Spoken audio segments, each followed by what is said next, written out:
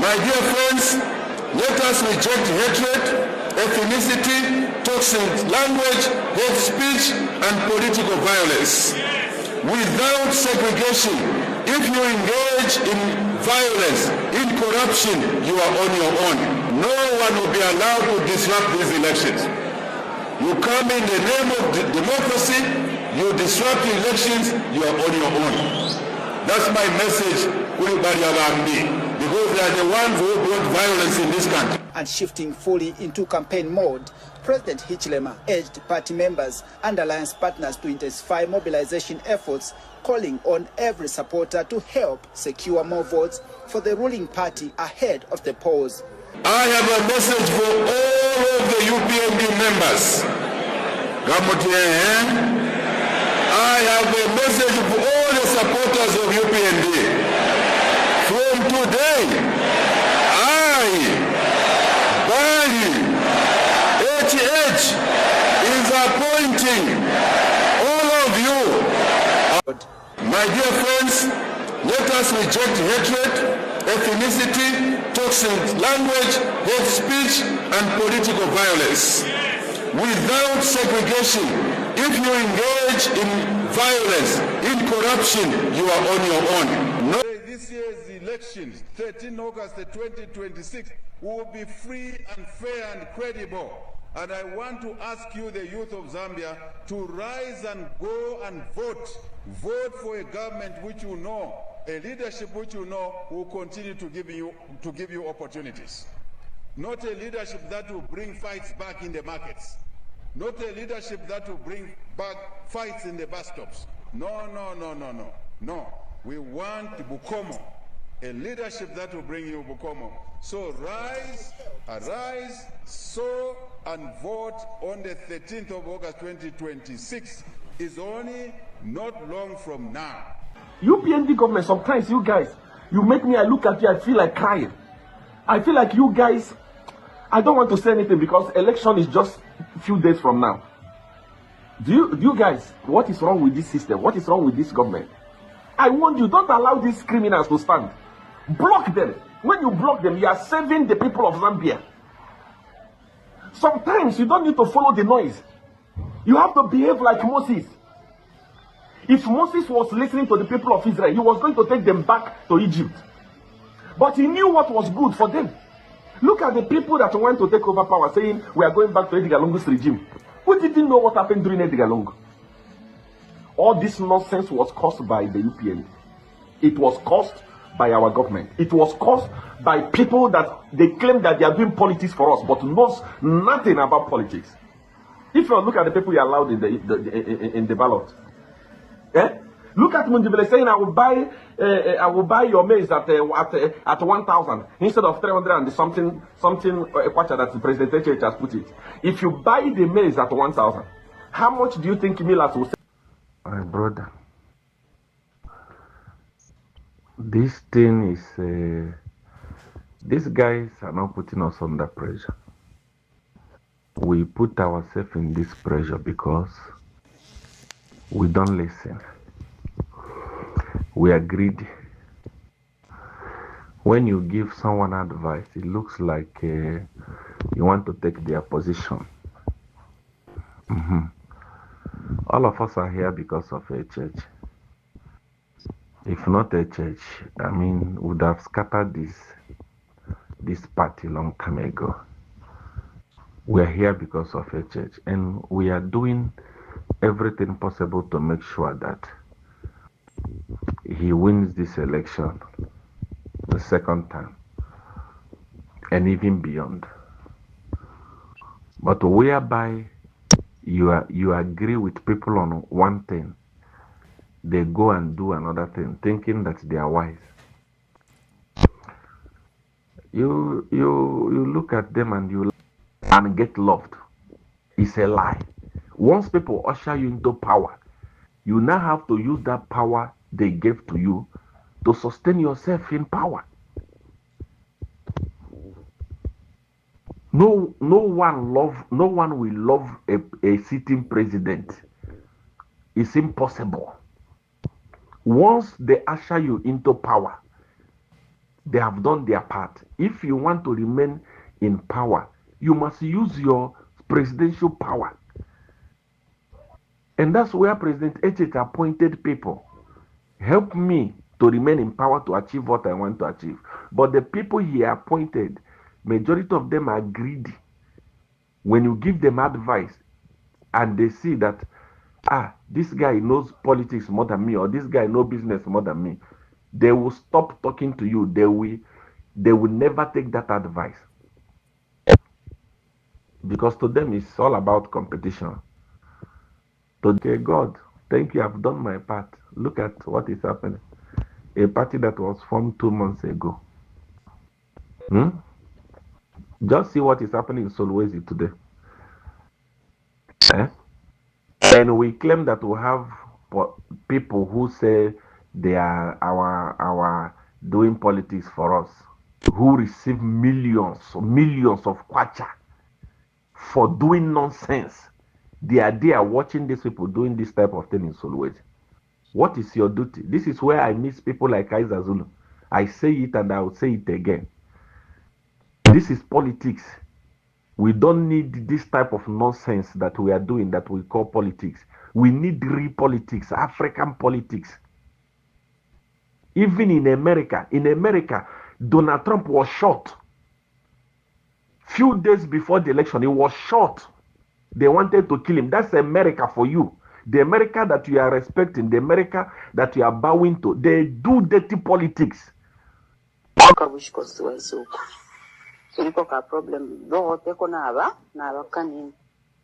constituency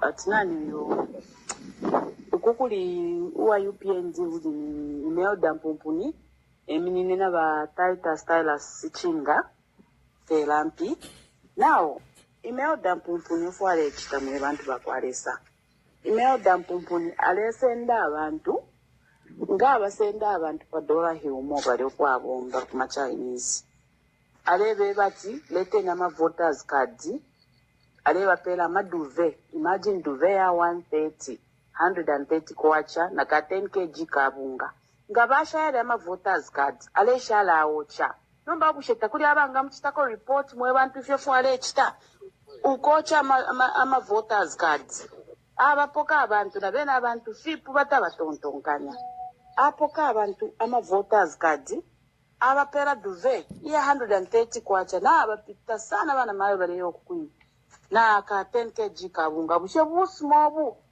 takuli kwa abanga mchita report so that abe expelled takuli abanga mchita report wa mchita so that you can contribute. Say this year's elections, 13 August 2026, will be free and fair and credible.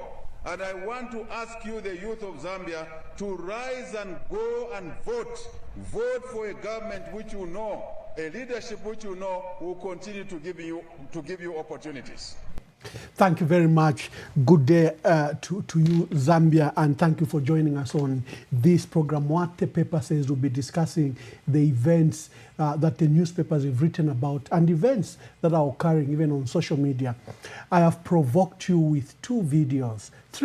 The one where the president has repeatedly said we'll have free and fair elections, violent free, and that his government will not allow violence. But that is not what is happening. And then I've played another provocative audio of CR1. Now, CR1 is very important to the UPND. He literally does their social media campaigns. He's very, very strong, and is literally on their payroll. And is inciting violence. He's calling UPND as inept. He's calling President Hichilema and his associates and his aides and his assistants that they are inept because they have not stopped Brian Mundubile. Is that the kind of Zambia we want? Why doesn't President Hakainde Hichilema rise? And it's not just CR1. There are many that think that violence should be caused and to stop the opposition instead of allowing free and fair elections. Today, I'm privileged that I have Dr. Brian Sampa. You know Dr. Brian Sampa is with me here in the United States. Sorry, Dr. Brian Sampa, where you are is 01 and to wake you up. But I thought that I should have a guest every day that I should discuss with, matters of the day. Let me bring in Dr. Brian Sampa. Dr. Sampa, thank you very much for joining me. Today we are reviewing newspapers, and I thought you could join me on this broadcast. How are you? I'm okay. Thank you very much, Ambassador. I'm honored. Sorry,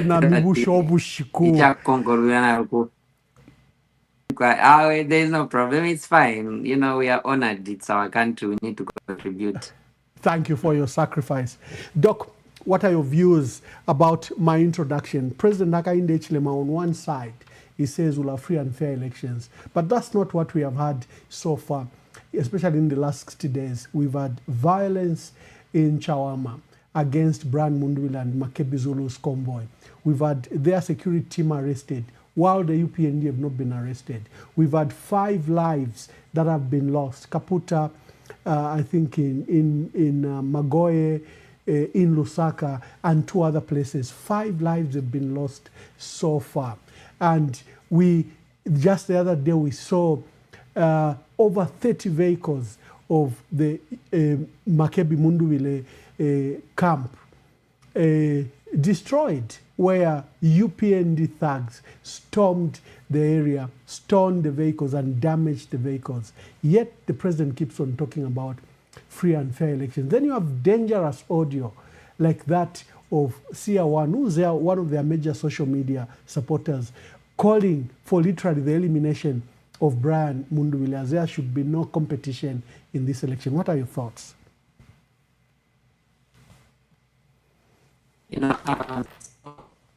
firstly, for us to understand what is going on here, we need to go back and analyze the president and how he has handled the whole system that he's running right now. You know, that has lowered the level in terms of governance. The governance that we had in the past was respectful, it had a certain high level, and the standards were better. But at the moment, what we are having is he keeps on projecting what he does on people. For instance, the clip that you played, where somebody was saying they were not supposed to really to stand, and this one who is talking. When you think of it, we are talking about a sovereign nation relying on foreigners' advice, and those foreigners are coming from countries which cannot even be compared to our country in terms of our democracy. And what they are talking about, that is not democracy. What kind of democracy is that, where you need to eliminate your opponent for you to lead? Again, this is the thing. That's a foreigner who doesn't care about Zambian interest. So what we need, my apologies, Ambassador, there is a storm here, so sometimes power keeps cutting. Oh, sorry. I think could do with what, yeah, sorry, continue. Okay. Yeah, so is that when you look at such people, if the government has opened the door to anyone, anybody can control the fate of the Zambians. We are foreigners who don't know about the Zambian people, and those are the people who are making decisions for the Zambian people, which is very sad. And indeed, already it has shown that this government is not in to give the Zambian people a free and fair election. Why do we say so? Just from the start of them as UPND, they have never allowed the opposition to campaign in any way. And now, even at the time when we were allowed to campaign, delayed the 90 days for campaigns, to opening it. The kind of statements that we have heard from the president himself and all the people surround him are not instilling confidence in the Zambian people and their losses. Because what we hear is their main preoccupation is to win. And they are not concerned about the Zambian people's will being heard through the ballot. All they care about is winning at whatever cost. So this indeed doesn't instill confidence. And from my opinion, I don't think this election is going to be fair. That we've allowed our country to be trampled upon by anybody.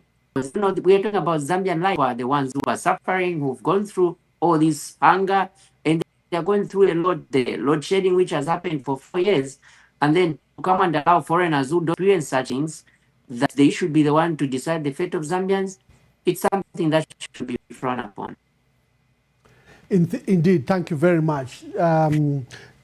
Dr. Brian Sampa is in a state where there are currently some adverse weather and thunderstorms, so the internet is not very good, but I think it's good for our broadcast. So hang on, Doc.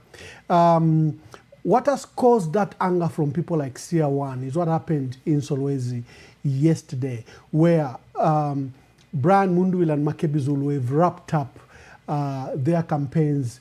They started from, they had one major rally on the Copper Belt. They went to Petauke, did Eastern Province, did Muchinga, did Northern Province and Luapula. So they have been on the Copper Belt, and they wound up the Copper Belt with one of the biggest rallies they've ever had, Chingola Rally. And now they are venturing into an area that is deemed a stronghold for the ruling party. President Hakainde Hichilema himself has repeatedly said, even as late as last month when he was in Solwezi a few weeks ago, that Solwezi is his bedroom. And he's right when he says Solwezi is his bedroom, because the foundation and launch of the UPND in 1998 was done in Solwezi, on the bed of an earlier political party called National Party that was led by Humphrey Mlemba, Teta Mashimba, and others. Remember, there was a breakaway party from the MMD in 1993. So the finance minister, Emmanuel Kasson, the tourism minister at the time, Bodwin Nkumbula, Akashambatwa Mbiku Stalewanika, who was technology minister, and others broke away from the MMD. They said, MMD was going to the right, capitalistic, and they felt that they were leaving the vision.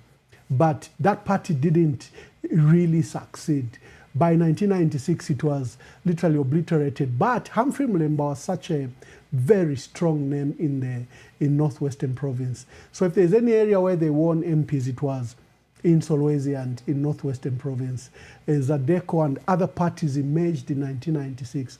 So by 2001, 1998, when UPND was formed, Mazoka purposefully chose to launch the party in Northwestern Province in Solwezi. So President Hakainde Hichilema calls it the bedroom of the UPND, and it is.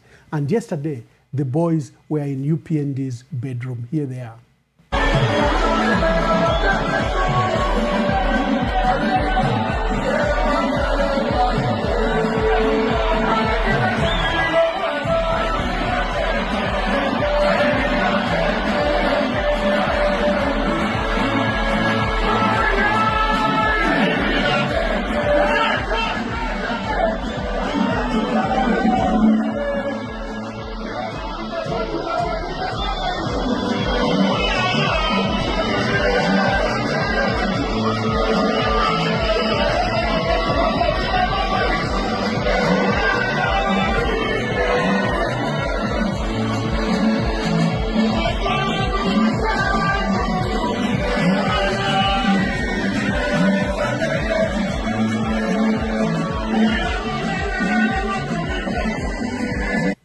It is without doubt that now the race is between, very strongly, between Brian Mundubile and the incumbent president, President Hakainde Hichilema.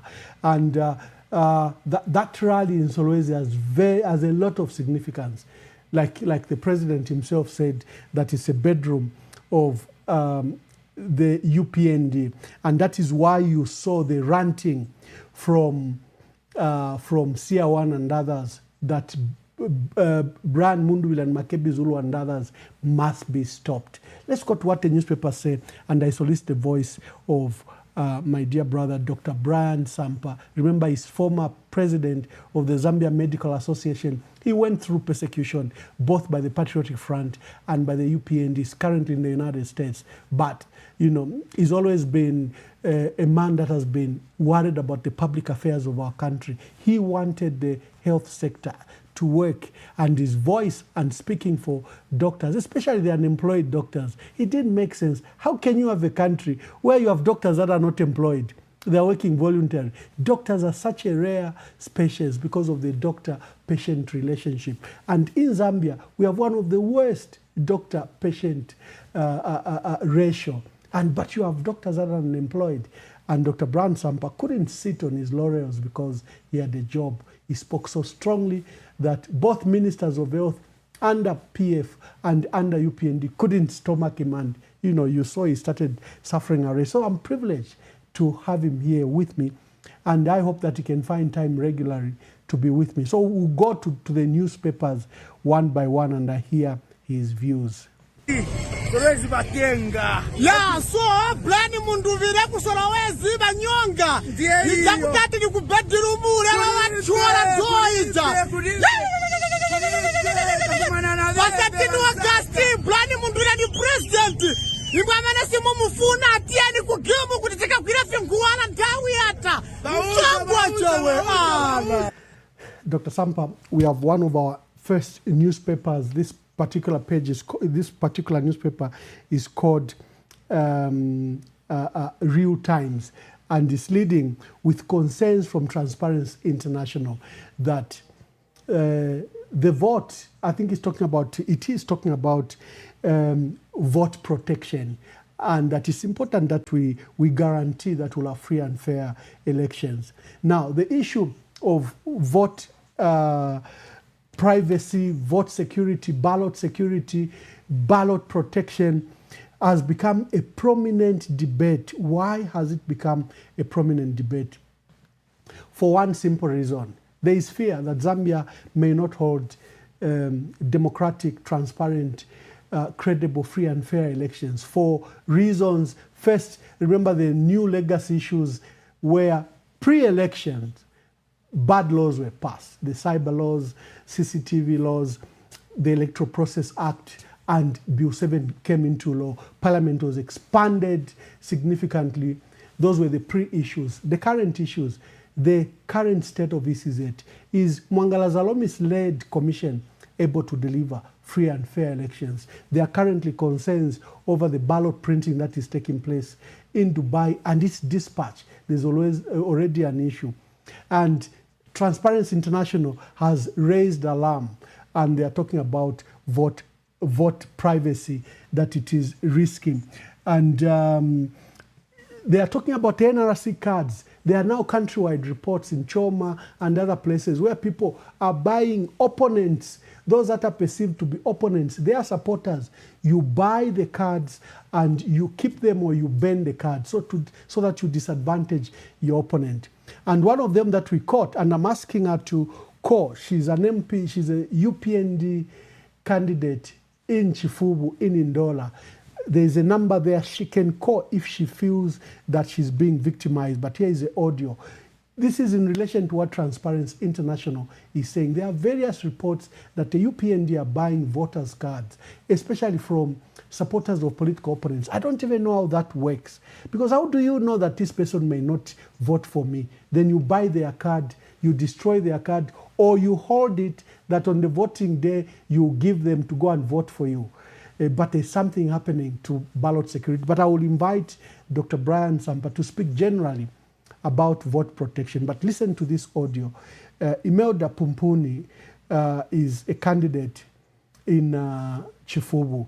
This is what one of the whistleblowers, in line with what TIZ is saying. Kabush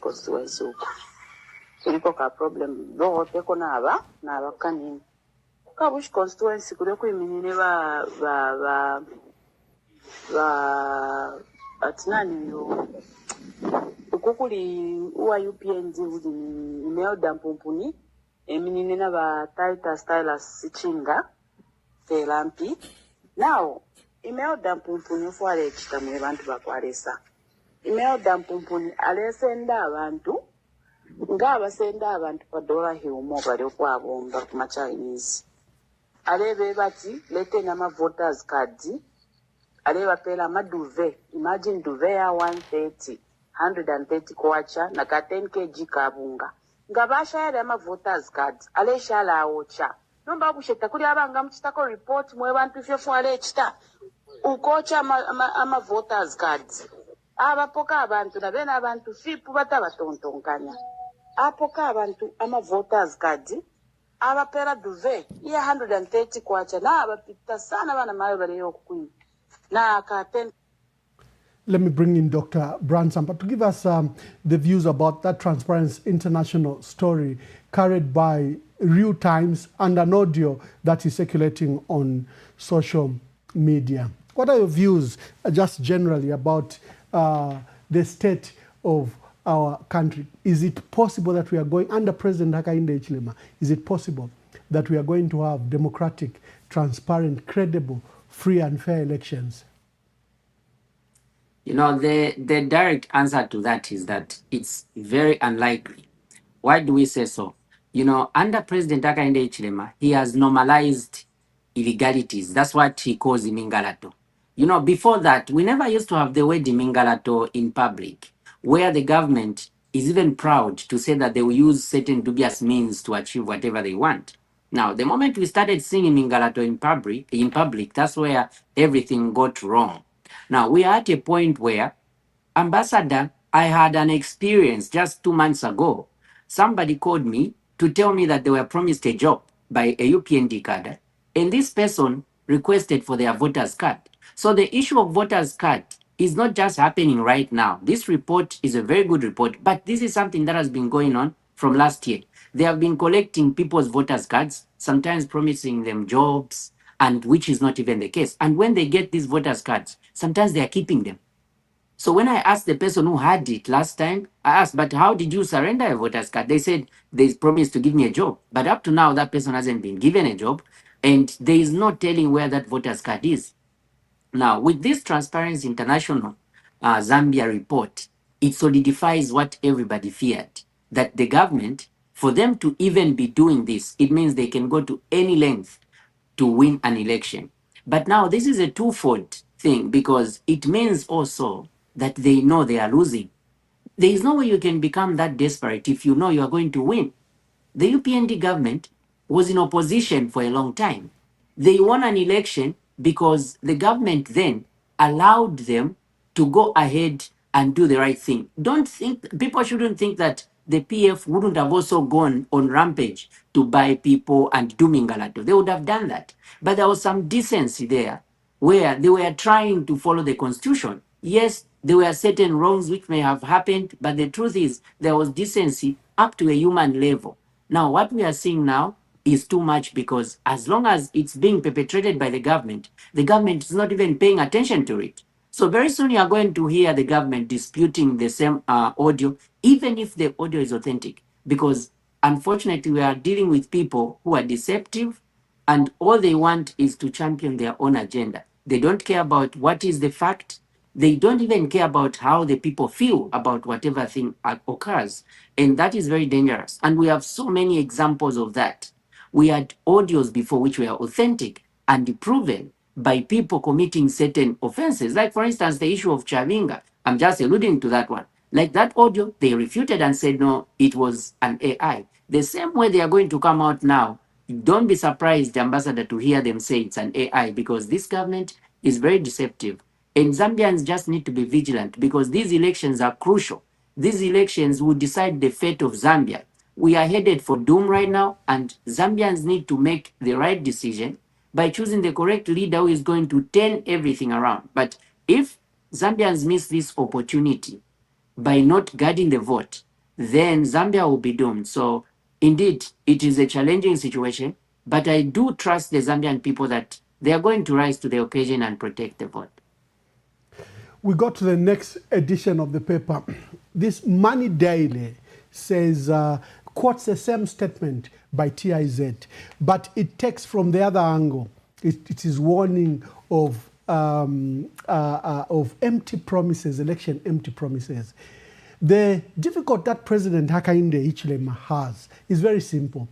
He promised large in 2021, and he has barely fulfilled any elections. And his tactic has been to promise more. He's now promising more universities for each province, more international airports for each province. He's beginning to make even grander promises when he has not fulfilled the earlier promises. I'm glad that the opposition have been very, very, the opposition have been very constrained.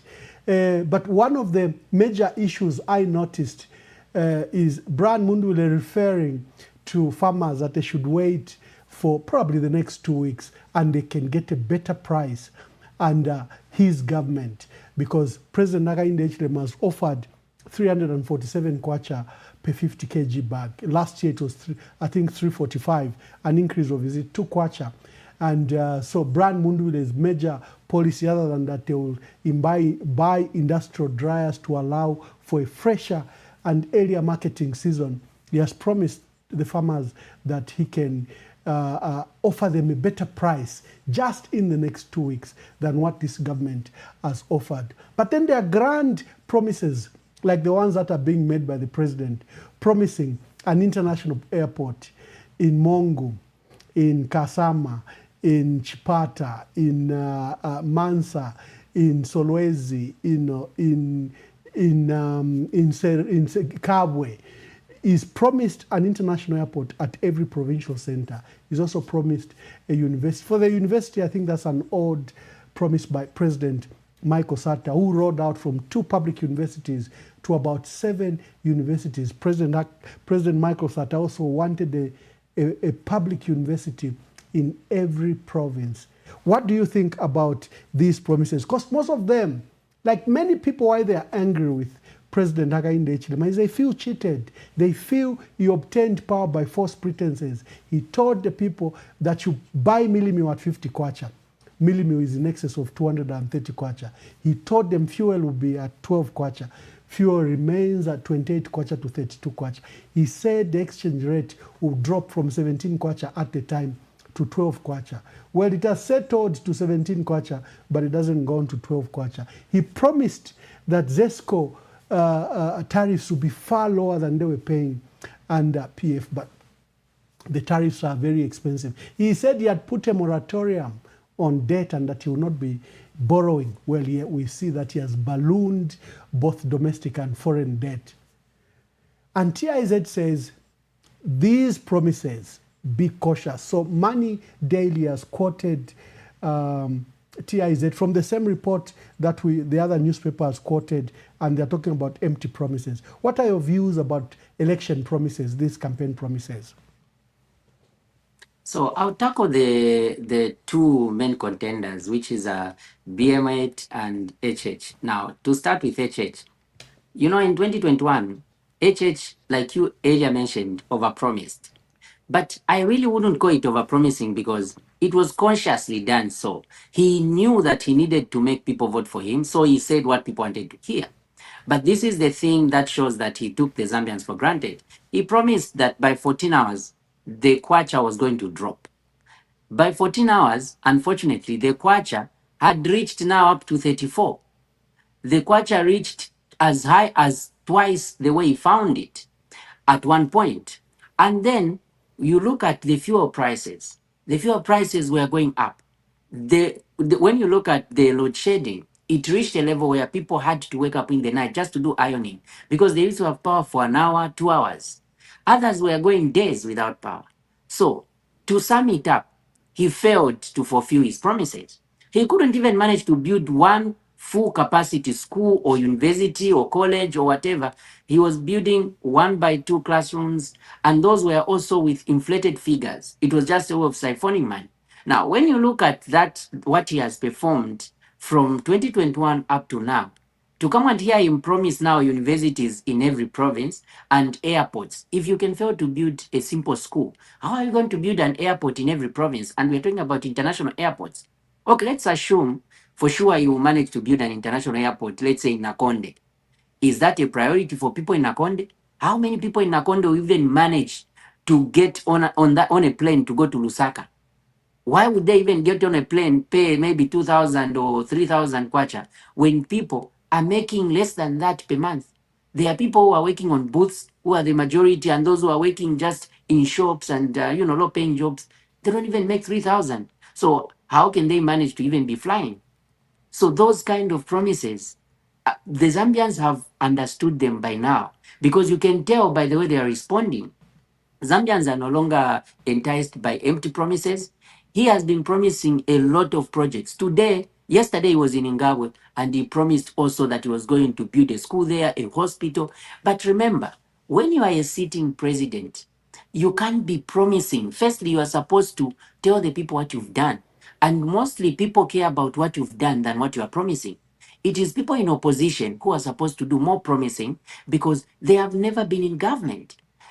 Unfortunately, this government is considering their opponent as if they were already in government, which is a misnomer because you can't say just because somebody belonged to a certain government and they were not the one in charge, then you lump all the mistakes or whatever you want to fight the other government with on them, which is what they are trying to champion against Munduvile. They want to make it seem like, oh, Munduvile did this, Munduvile did that. But in the actual sense, they know that Munduvile was never in charge. So even if there may have been anything that happened in the past which they want to use to campaign, they can't lump it on Munduvile because Munduvile is a whole new person.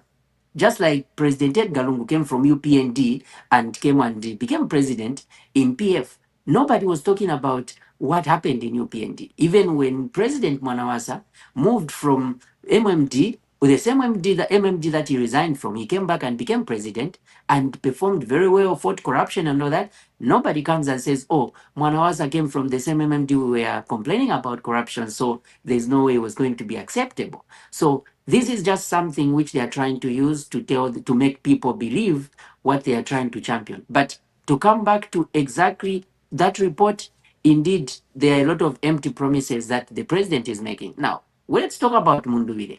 I want to be very fair. When you talk about Munduvile and his promises, the reason why I've heard a lot of people on the side of the president saying Munduvile doesn't have a manifesto, that's because then they expect him to be lying and to be saying a lot of things that are not practical. when you follow Mundubile, he's talking about practical things. For instance, he says when he gets into government, he's going to bring debt swap. Debt swap is something which was even tried before it was stopped by the same government. And this is a government which promised Zambians that it was going to improve their lives. But when you look at civil servants, most civil servants are wallowing in debt. I was a civil servant myself. I know what I'm talking about. And when I had that position as RDS president, several times, my members and other people from other, cadres in terms of professions, they would call me. Others would call in the middle of the night crying, complaining that the salaries are in, but they have gotten zero. And that is what a lot of people are going through. You can't blame them because these people, their salaries are meager salaries. They are not able to meet ends meet. They can't even manage to pay for accommodation. We've got certain salaries where people are getting 700 kwacha for housing allowance, and you live in Lusaka. Is there a house in Lusaka for 700? The answer is no. So even if that person is getting paid 6,000, they still have to get maybe 3,500 to 4,500 just to pay for accommodation. And they also need transportation. They need food. They have children. They have got people they help. So the civil servants are justified to borrow, but it is the government's duty to either increase the salaries to cater for the economic needs at the moment, or to come up with debt swap, which is going to cushion those people who are already there as they improve their conditions of service. So this is one thing that Mundubile has promised. And for sure, Mundubile can fulfill that even the first day, because that pronouncement can easily be done. The government already owes the civil servants. So they can swap that debt, which the government owes them, with what the civil servants owe. And they can also buy off that debt with the commercial banks and the other lending institutions, so that the government now starts paying slowly for the civil servants. Meanwhile, the civil servants are free of that. That is something which can be done. So we come again to what he's talking about, giving more fertilizer. Unlike the president who promised people to have better fertilizer because he's a farmer, and yet people started sharing in medals. Unfortunately, it is not the whole country where they were sharing in medals. Apparently, in certain parts of the country, we heard that they had enough fertilizer, except in certain areas where he felt they didn't deserve that. So when you look at that, Mundubile promising to give 8 bags is not far-fetched. It can be done because under PF, people are still getting 6 bags. So adding 2 bags is something which is easily manageable. He talks about giving back the gold mines to the youths. It is manageable because all he needs to do is to make a pronouncement. You don't have to spend anything to do that. So when you look at the kind of promises that Mundubile is making, there are things that he can easily manage to fulfill. Unlike the president who is making a lot of promises, and now he has moved from promises to start fallacies where he's creating scenarios which are not there. Like yesterday, the president went on the podium and said, Mundubile is saying when he gets back, when he comes into power, he's going to remove meal allowance, he's going to remove, he's going to fire civil servants, he's going to make sure that all these good things that are happening, like free education, they are removed. But when you look at what Mundubile talks about, the first thing he says is free education is a pity. He keeps saying that. He starts with that statement, and then he will tell you now that, oh, I'm going to make sure I improve the free education by making people, the children will now find their uniforms at school and they'll find books there. Again, this is something that has been done before. Ambassador, you agree with me that before 1991, Zambians used to find books which were printed by the Kenneth Kaunda Foundation, and that is what they were using. They were finding those books in school. So it has been done before. And the other thing is, they want to champion the narrative that Mundubile is copying. For instance, when Mundubile says, I'll continue with free education, but I'll improve it, that is not copying free education policy. That is how development is supposed to be. You don't need to discard everything your predecessor did. If you do that, you can't develop a country. You can improve on what somebody did, because we are all Zambians and we should be adding on the gains that we have already made. Unlike this government, which came and it trashed everything that PF started, they thought that they called it corrupt, and everything that PF said or did was deemed wrong. That was very wrong. That's why they are struggling, and that's why they have lost popularity, because they didn't build on the gains of PF. Imagine if they came and finished all the buildings PF started, if they came and finished all the roads PF started and the other projects, today we could have been talking about something else. Probably even BMA wouldn't have been as popular as he is, but they messed up by not building on what was already started. And this is the good thing about Mundwile, because he is promising to build on what is already there. He continues with free education, but he improves on it. He continues with a social cash transfer, but he improves on it. He continues with paying the farmers, but he increases the amounts of fertilizer, he increases the amounts of the seeds, and that is what we need to encourage our politicians to be doing. Our politicians should remember that once they win elections, it's not time to continue fighting the people they were fighting during the time of campaigns. Now it's time to focus on Zambians. And we pray that Mundwile will honor that, because he is campaigning on that premise that he's going to unite the country, and he is going to make sure that all the gains that are there are improved. And once he honors that, he is going to really enjoy his second term, because he may not even need to campaign. The reason why this president is panicking, it's because he didn't do what was supposed to be done. And now we see him campaigning 3-4 times a day. Now, people need to understand that a sitting president campaigning the way he's doing is a sign of desperation. It is not hard work, because you can't be going around promising like you are in opposition. Meanwhile, you are somebody who has been there for 5 years. So if you say you come and promise that I'm going to bring electricity in Ngawe, where were you the past 5 years? Why didn't you bring electricity? Who stopped you? So if you have to tell us that you bring electricity there, explain to us first why you couldn't do it in the past 5 years. And if you are going to promise that you will build a hospital now, after we vote for you, tell us what happened during the 5 years which made you fail to build that hospital. So the president talking and doing revision rallies, because we've seen now he is about to go back to Copperbelt, he will go back to Northern Province, the same places he's been in, because he thinks by talking, he is convincing Zambians. The answer is no. Talking alone doesn't convince, especially for a sitting president. For an opposition leader, yes. Unless the president had been, because he was so much in opposition, sometimes I tend to think that he forgets and thinks that he's not in power now, he's in opposition still, because he campaigns like he's in opposition, which is not supposed to be the case. Thank you looking very forward, much. the way things are looking for sure, they don't look good. There's something fundamental different about Brian Mundwile's campaign promises. The promises, like you are saying, it's the first time we're having a leader who says they will not do away with what their predecessors are doing. He says, we have our manifesto, we have these ideas, we have these strong pillars, on agriculture, on the economy, on social and political issues. But we are not discarding good things that were in the previous government. We saw that when MMD and Dr. Chiluba won, they discarded everything that Dr. Kaunda had done and started afresh. That's a lot of work. And they also spent a lot of time fighting their predecessor. We saw Mwanawasa also attempt to depart significantly from, instead of building on what the MMD, his other MMD was doing. We saw Michael Sata discard issues of the MMD and attempt to start afresh.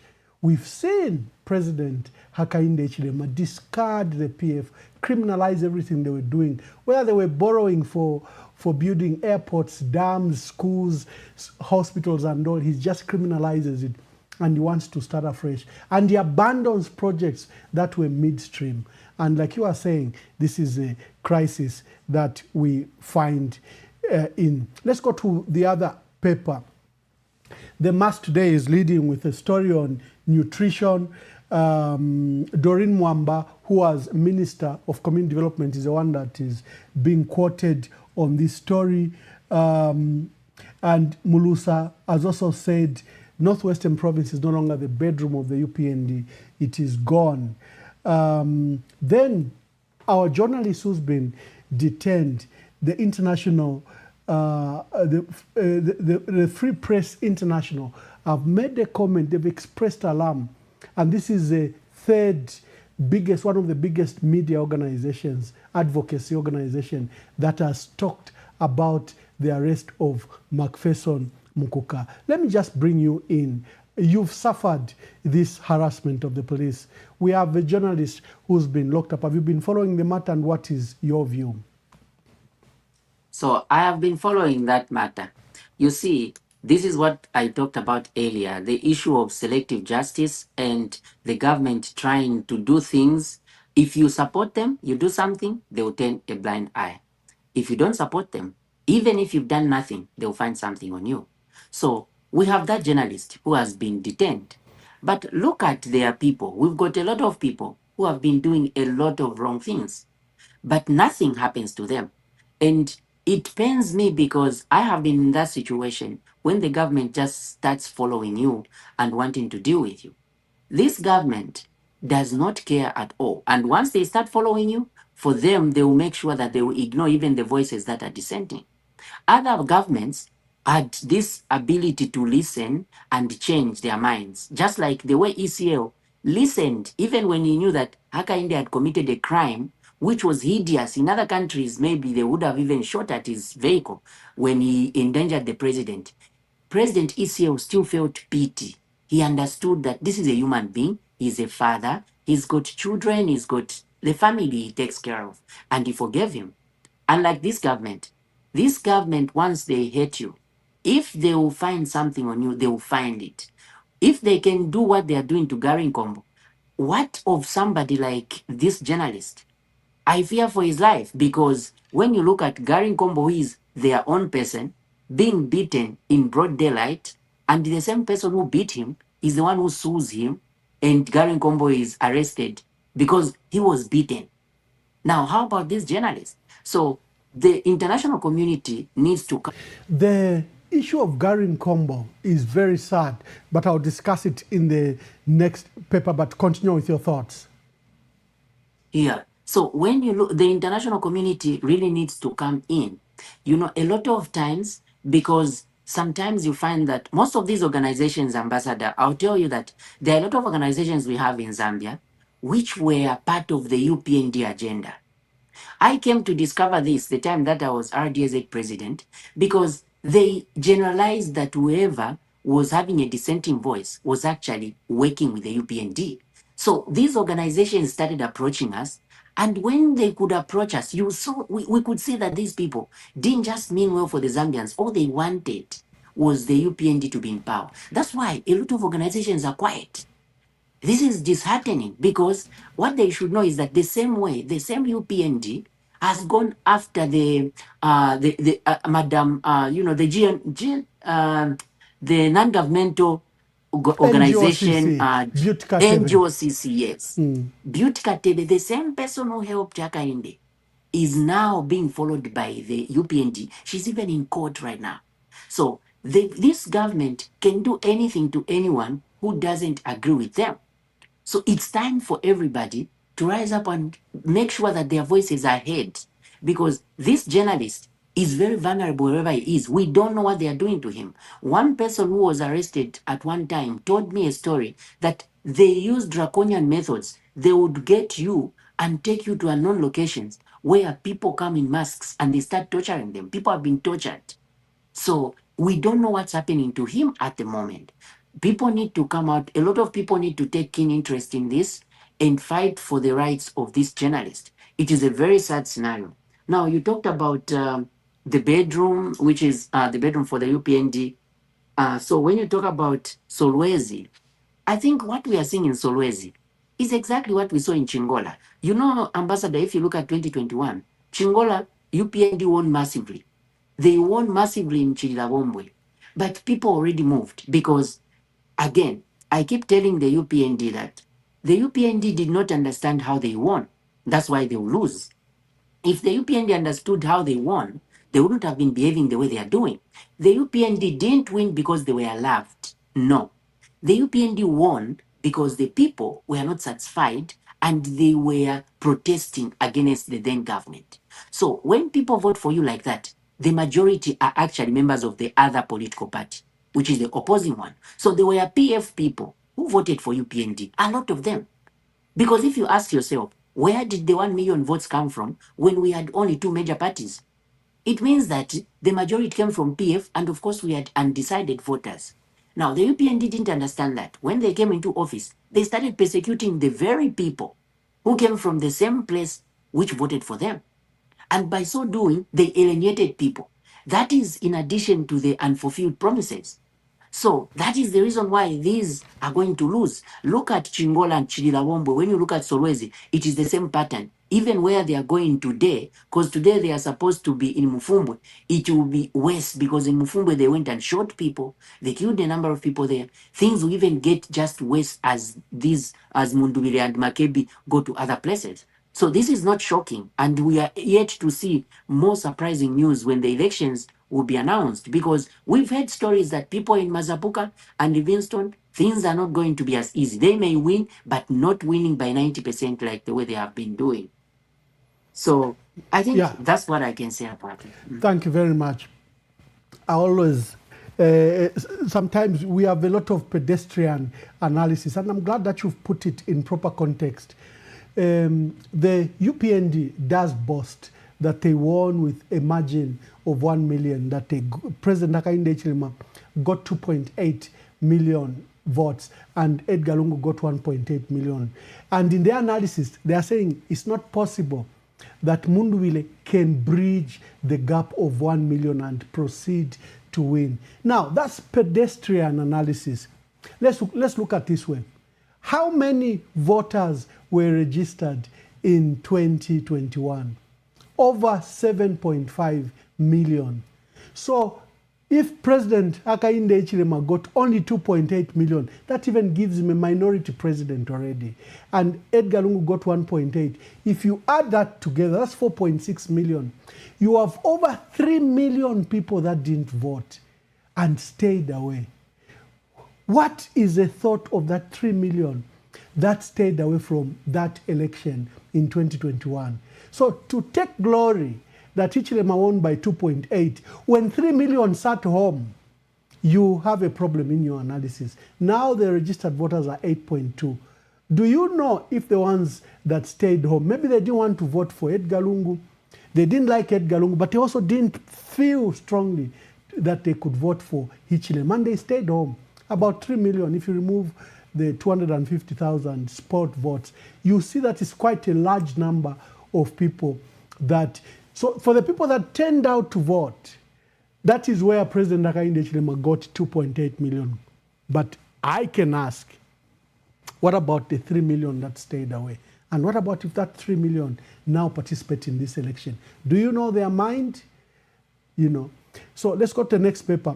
In this paper, EMV, Emmanuel Mwamba verified newspaper, we ran a newspaper with a team of colleagues on the ground in Lusaka. We are reading with Sishua's post. He's posted on his Twitter, mocking President Hakainde Hichilema, that goodbye Wanene.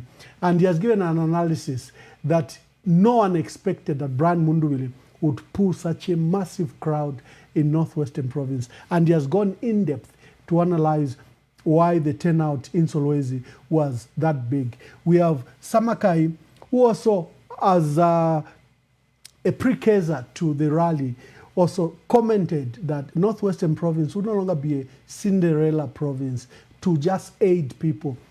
Northwestern Province has an agenda that must be fulfilled. But we have the comment by Laura Miti. Laura Miti is a big supporter of President Hakainde Hichilema. She's a civil society leader, but she doesn't mince her word. The newspaper is quoting her because she's accusing the president of crossing the line in his criticism of Gary Nkombo. The remarks against Gary Nkombo, I think, were totally unfortunate. The president just didn't accuse him of sleeping with his mother. He proceeded to mock his disability with his eye, and he proceeded to insult him. And Laura Miti is saying that the president has crossed the line. You somehow referred to this, that the president has descended the state of our country to a very low level. What are your views about Gary Nkombo's issue? Do you have thoughts about it? Yes, so Ambassador, it's so sad. You know, in the past, when the president stands on the podium, nobody expected the president to insult. Nobody, because even in our culture, it's against our culture. Zambians don't like people who are not cultured. And that's one reason why some people, just because of that, they may not vote for Hakainde. The thing is, from the time of campaigns, he has been insulting. I keep asking myself, where did he learn those insults from? Is that the kind of person he's been or his life? But we still have people who insult when they go on the podium. They know the kind of people they are dealing with. When you go to a rally, the people who come, they are pastors, others are mothers, fathers with their children. You can't start insulting. He once insulted in 2021 and people ignored it. But it has gone on and on until now he started insulting Gary Nkombo. He went further to insult Gary Nkombo with the mother. Now, what's worse is a leader who goes and mocks one person who is disabled, and you see, Gary Nkombo's eye is not even very much noticeable, but he still notices it and says it in public. It's not like Gary Nkombo wanted to be that way. That is very hateful. And for the president to say that, that means a lot. If he can do that, behind closed doors, the president is so bitter about Gary Nkombo. And I fear for Gary Nkombo, if the president was to win elections, Gary Nkombo may never be safe. And Gary Nkombo can directly go to jail. He's not going to be safe if the UPND was to win the elections. That's the more reason why. I know Gary Nkombo understands the politics in Southern, so he's trying so much not to align with Munduvire because he feels he may lose the popularity. But you know, people have moved. And sometimes you need to take risks and move with the people. Already the UPND is fractured. In Southern Province, there are a number of independents. And those independents is a sign that the party is disintegrating from inside. So Gary Nkombo also needs to make certain decisions and start coming out as such. But if he prefers to go as independent that way while seemingly leaning towards Hakainde, that is also fine. However, he needs to know that there is nothing remaining there because the man has made it clear that he should not even use his name. Remember, ECL had independence, but ECL allowed them to campaign for him. He never refused anyone from using his name. Even JJ Banda was an independent, standing against somebody who was endorsed by the Central Committee, who was Doras Leah. But JJ Banda won the election, and JJ Banda was campaigning on ECL's ticket, including Munia Zulu. They all campaigned on ECL's ticket. Binwa Mpundu, they all did the same. Yes. So, but we have a president who is bitter and personal, who can even stop someone from just using his name. But he's forgetting that if everyone is campaigning for him, that is to his advantage. So sometimes bitterness makes people injure themselves. They think they are hating others, but they are hating themselves. And this is what we are seeing, unfortunately, with the president. Yeah, in fact, this is beginning to play out. The hostility of the president towards Gary Nkombo is beginning to play out and play out in a violent manner. Let me play some videos from Mazabuka yesterday. There was a district commissioner who was officiating at a burial of someone that had died, and violence erupted. And even the DC, when he attempted to speak and say the community should vote for President Hakainde Hichilema, oh my, they nearly lynched him. Let's start with those videos.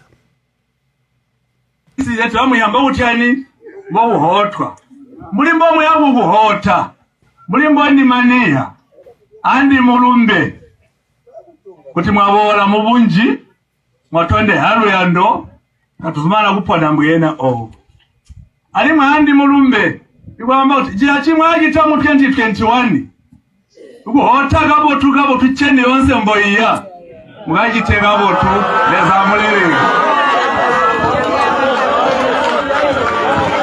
Valumba.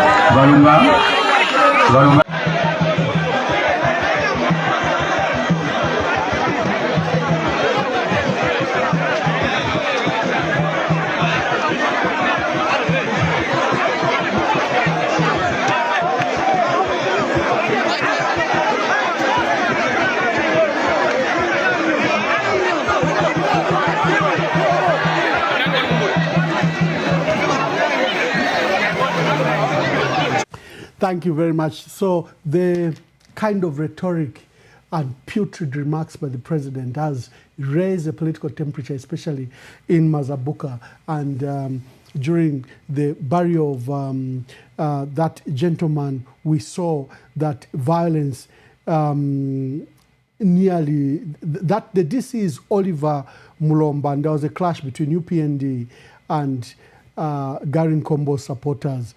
The burial of Magobo Ken, who was Growers Association Vice Chairperson, Offred Ngandu.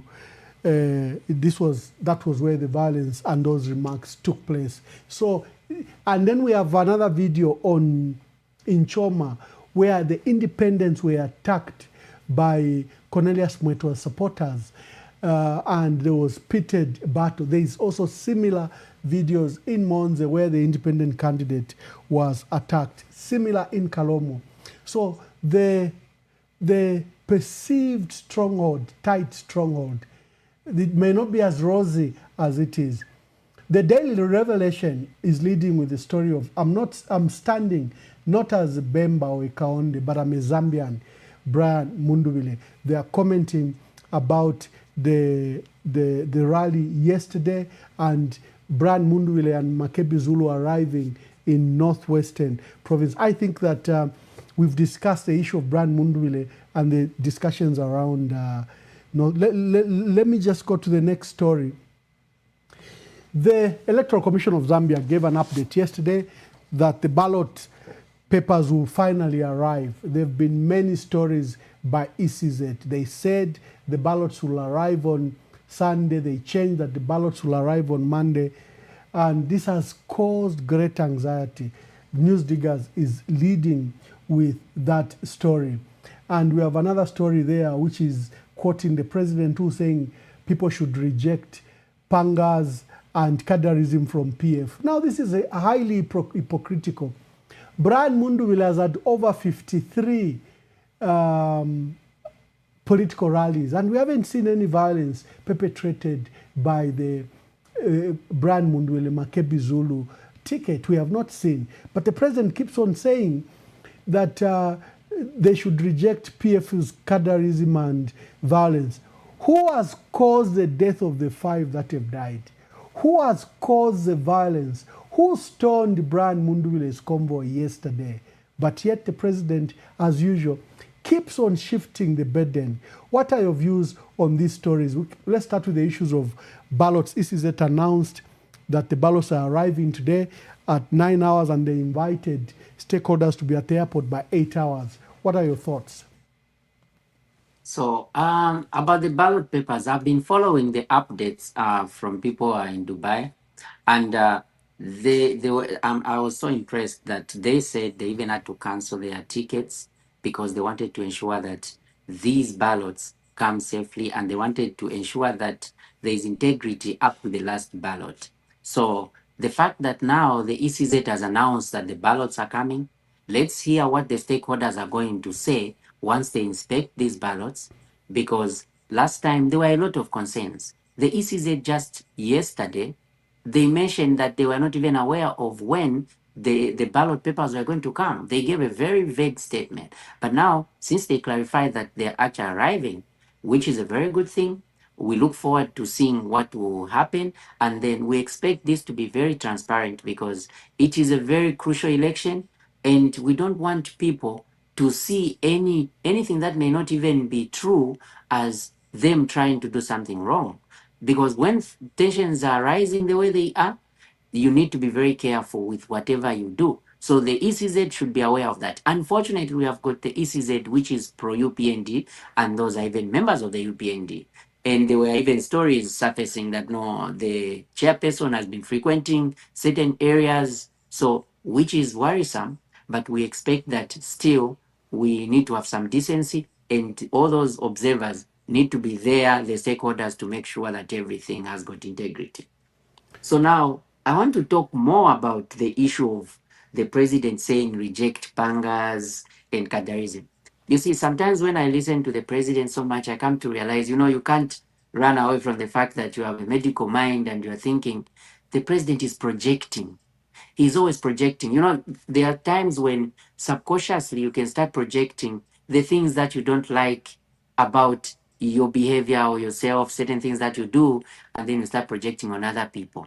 For instance, they say a cheating person or husband or spouse may start suspecting their partner of cheating because they are projecting. It's them who are cheating, but they start projecting on their partner. This is what we are seeing. Every Zambian has seen which political party is violent. Just yesterday, before we even go far, when Munduwile and Makebi Zulu were entering Solwezi, they were stoned. They were stoned by the UPND, and those UPND were in their red t-shirts, and they were identifiable people. In Kitwe, it happened again.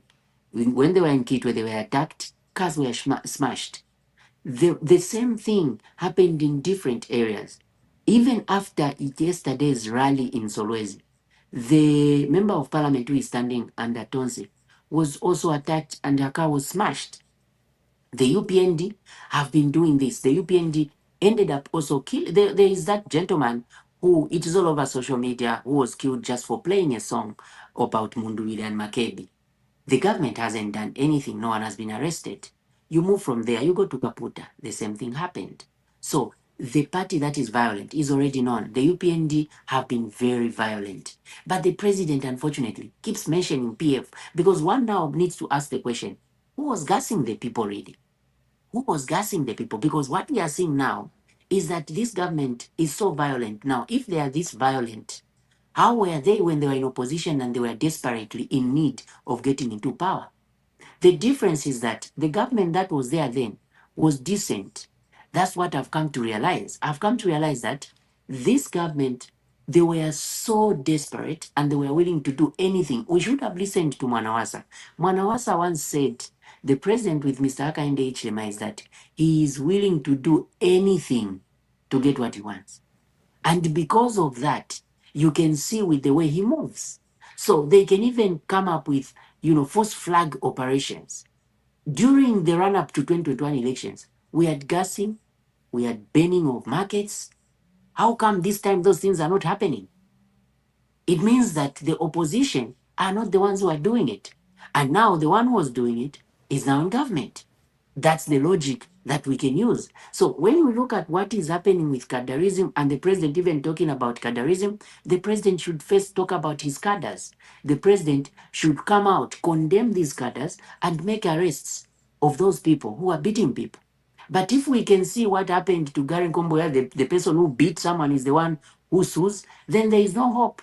And Zambians, that's why Zambians are now looking forward to Munduwile to liberate them. The kind of enthusiasm we are seeing from Zambians who are attending Munduwile's rally, you can even see the distinction. When you look at the president's rallies and you look at Munduwile's rallies, when Munduwile is there, people feel like they have seen a savior. They are so happy. Nobody's transporting them. They have got no party regalia. Nobody's going to their homes to call them. Most of them are running long distances trying to follow the convoy for Munduwile. But when the president is there, they organize. The president is spending millions to have these rallies. Munduwile is spending only on the equipment and his transport. The people are coming on their own. Unlike what is happening where the president has to ferry people. So this is because of the cadreism that the president has brought. And I keep saying that the cadreism we have now, it's like metastasis. If it is cancer, we can stay stage 4. Because stage 4 cancer has now moved to the furthest places, the lymph nodes, the lungs, from where it was. Because in the past, we used to complain about cadreism being in markets.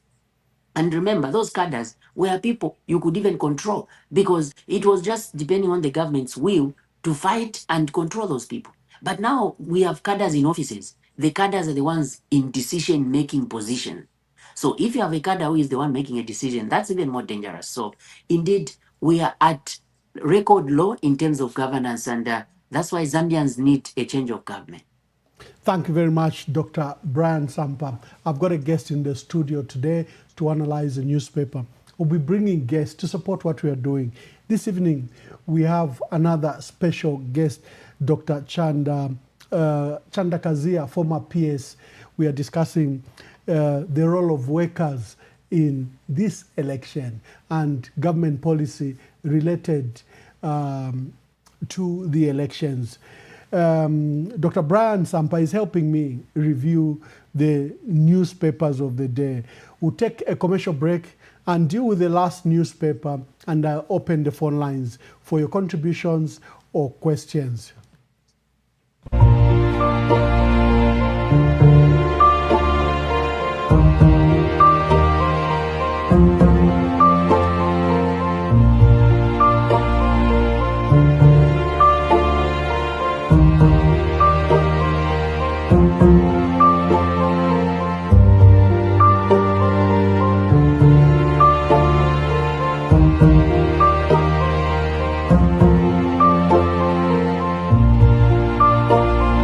So our last paper of the day is the call for against violence, that there should be no violence, no bloodshed.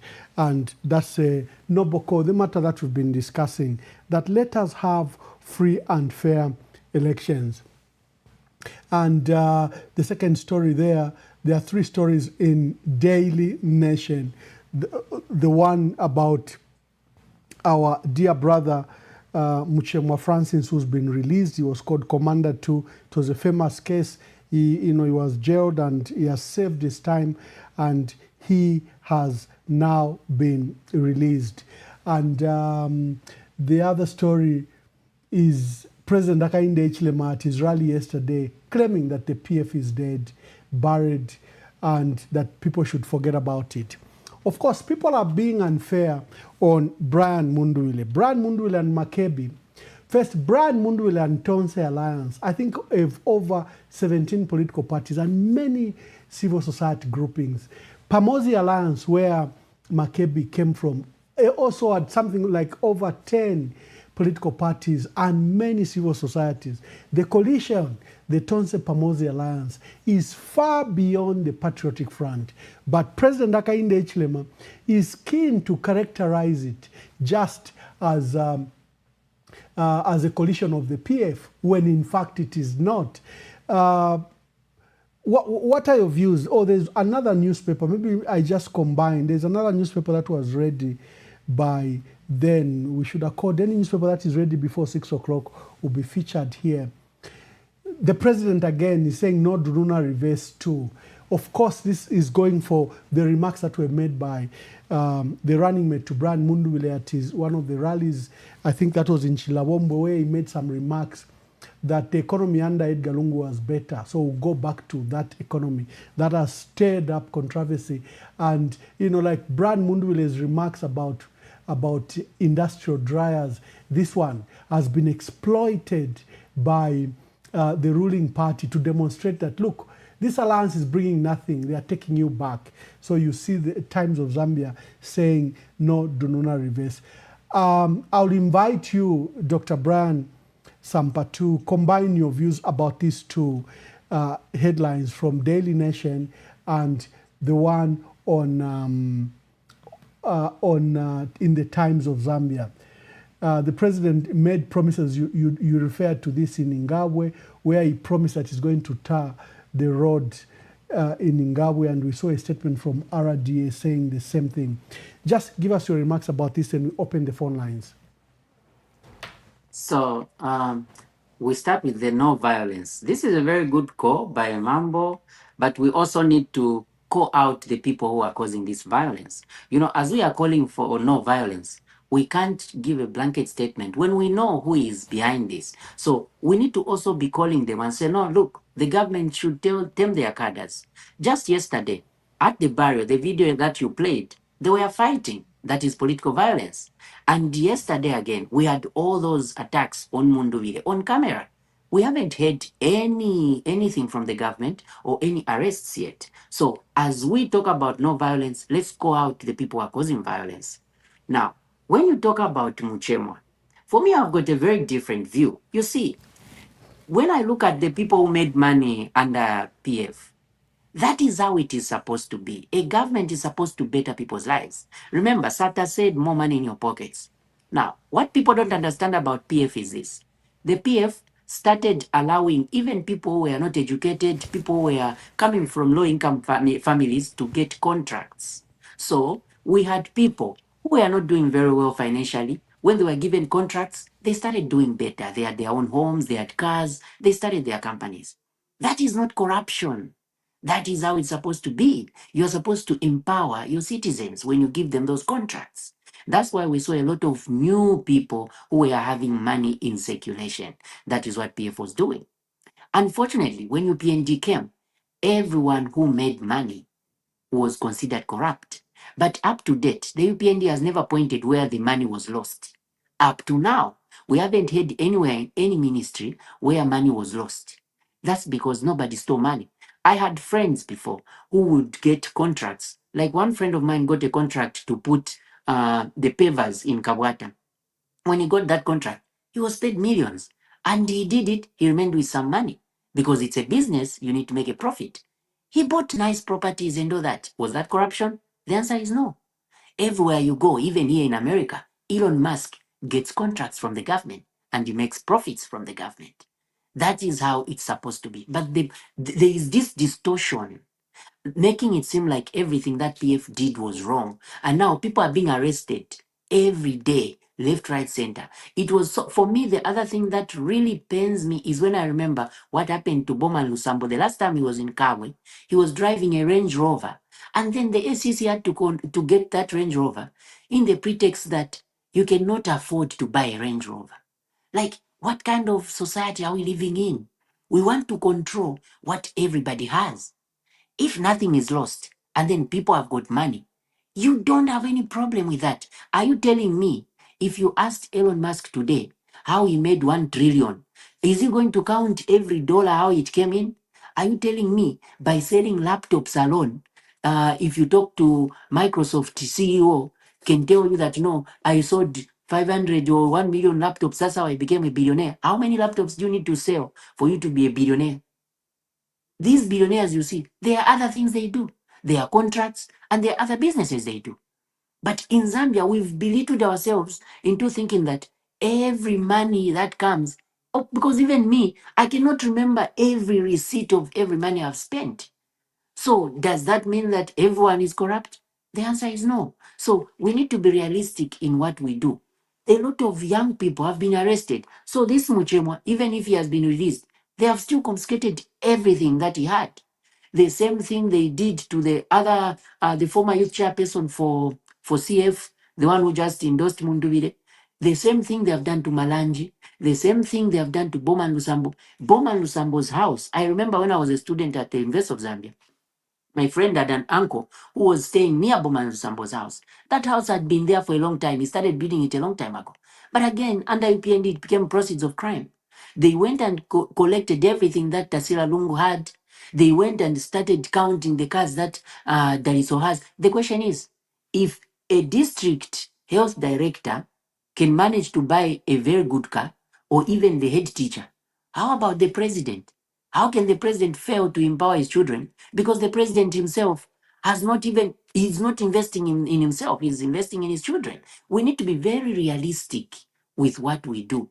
But again, this is what happens when you're just using hatred on each other. We don't need to hate ourselves. Let's love ourselves. We are one Zambia, one nation. And when one person is rich in Zambia, it adds to the circulation of money in the country. Imagine how much money has been lost by collecting all the money that Bowman Lusambo had and all the property he had, all the property Malanji had, and these other people. And then the government getting possession, others are rotting, others they have sold them. We don't know what they have done with those properties. How about the employees of those people? Because every company that was being run by those people had employees and they had families depending on them.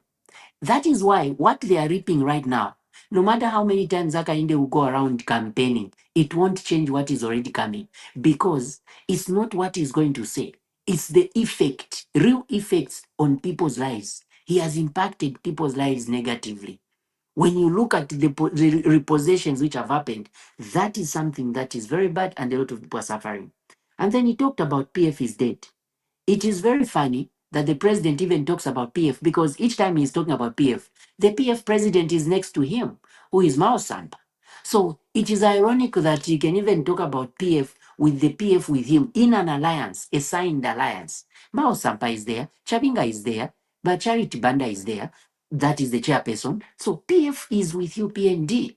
And again, we need to reiterate this fact that Mundubile is not running on UPND, on PF ticket. Mundubile is running on Tonse ticket. And Mundubile has never been a president of Zambia. So Mundubile cannot even be told about anything that happened in the past. He needs to be spared from that because he has never been a president. If you are part of a company and the CEO messes up, they remove the CEO. You can't be told that just because you were under that same CEO's governance, then you are also part of the rot. No, you were not the one making decisions. And Mundubile was not even a full cabinet minister. He was a provincial minister. He was merely implementing what cabinet was doing. So if they want to blame anyone, there's no one to blame. They need to remember that Hakainde is not standing against Edgar Lungu. He is standing against Mundubile. What he's talking about, he's talking as if he's standing against Edgar Lungu. So that is misplaced. There is no way, if they talk about PF, they're talking about Mao Sampa actually, because even before Edgar Lungu died, they had already grabbed the PF from him. And the Tonse was as a product of Edgar Lungu. So this is a non-starter and people need to be told that they need to understand that this is just rhetoric and they know they're trying to distort the thinking and to make people hate Mundubile, which is not supposed to be the case. Then he talked about tarring of roads in Ingabo. Again, this is something I mentioned. Where was he the 5 years? Why didn't he tar his roads in Ingabwe? So he's mocking those people in Ingabwe because he hasn't done anything in Ingabwe. Then he goes to campaign, and this may be the first time he's going to Ingabwe. Where was he? He should have known that by now. So these are empty promises which we earlier alluded to. Then he talks about no Dunna reverse. Again, there's a lot of distortion going on. What Makebi Zulu was talking about were specific things. Makebi Zulu was not trying to say everything that may, even including something that may have gone wrong, was going to be inherited. They mentioned on that rally things like, for instance, the dollar. In 2021, the dollar was about 16 to 17 kwacha, which the UPND has taken back. So in short, we went the wrong way, and now we are trying to get back to where we were. And this looks cosmetic to me because it has happened abruptly, and I'm yet to really prove that this thing is real. After the elections, that's when we are going to know the real value of the dollar. What's happening right now is that there is a lot of machinations. I remember the Bank of Zambia has even stopped issuance of checks. In America, there are checks. You go to Britain, there are checks. Every other country issues checks. But now they have tried so much to squeeze and remove money from circulation so that there is a high demand for the kwacha against the dollar. So that's why we are seeing much of this happening. So we can't really tell whether this 17 is the actual value. But when it comes to fuel prices and also electricity prices, this is something that Zambians should look back, because that time in 2021, when you look at the fuel prices, they were below 18 kwacha, which was a good thing than having it at 34. So if he says Dununa reverse and we go to these good things, we've seen that Mundubile has already condemned Kadarism and he has said there will be no Kadarism. And that has been eminent on all his rallies. He has also demonstrated, we haven't seen Kadas on his rallies who are causing chaos, but they are trying to cherry pick and just talk about the things that are not even realistic when they are trying to say, no, there is no Dununa reverse part 2. But the truth is, we were better off in 2021 when it comes to the economy, when it comes to the way people are living and the monies that people are making, than where we are right now in 2026. And this is a fact that people need to agree with, because a few people right now may disagree. Like the people who are getting the contracts in mines, the people who are being given free mines and they are now millionaires. We've got a lot of UPND cadres who are now millionaires. Those would disagree, because for them, they are making more money.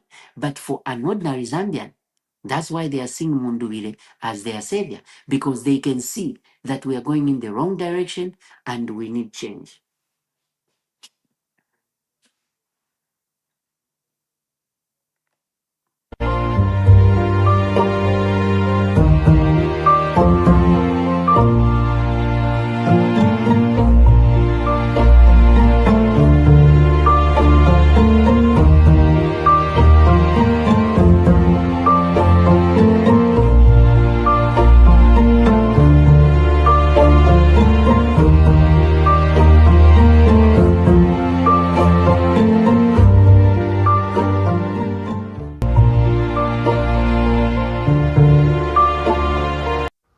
My brother,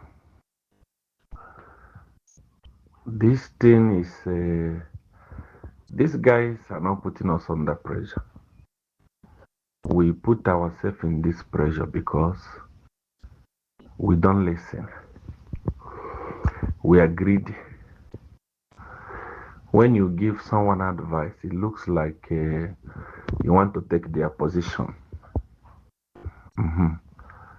All of us are here because of a church. If not a church, I mean, would have scattered this party long time ago.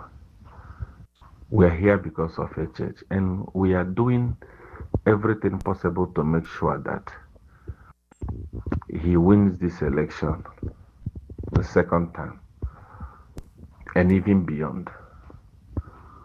But whereby you agree with people on one thing, they go and do another thing, thinking that they are wise. You look at them and you laugh. It's people who do think that they know politics, but they know absolutely nothing about politics.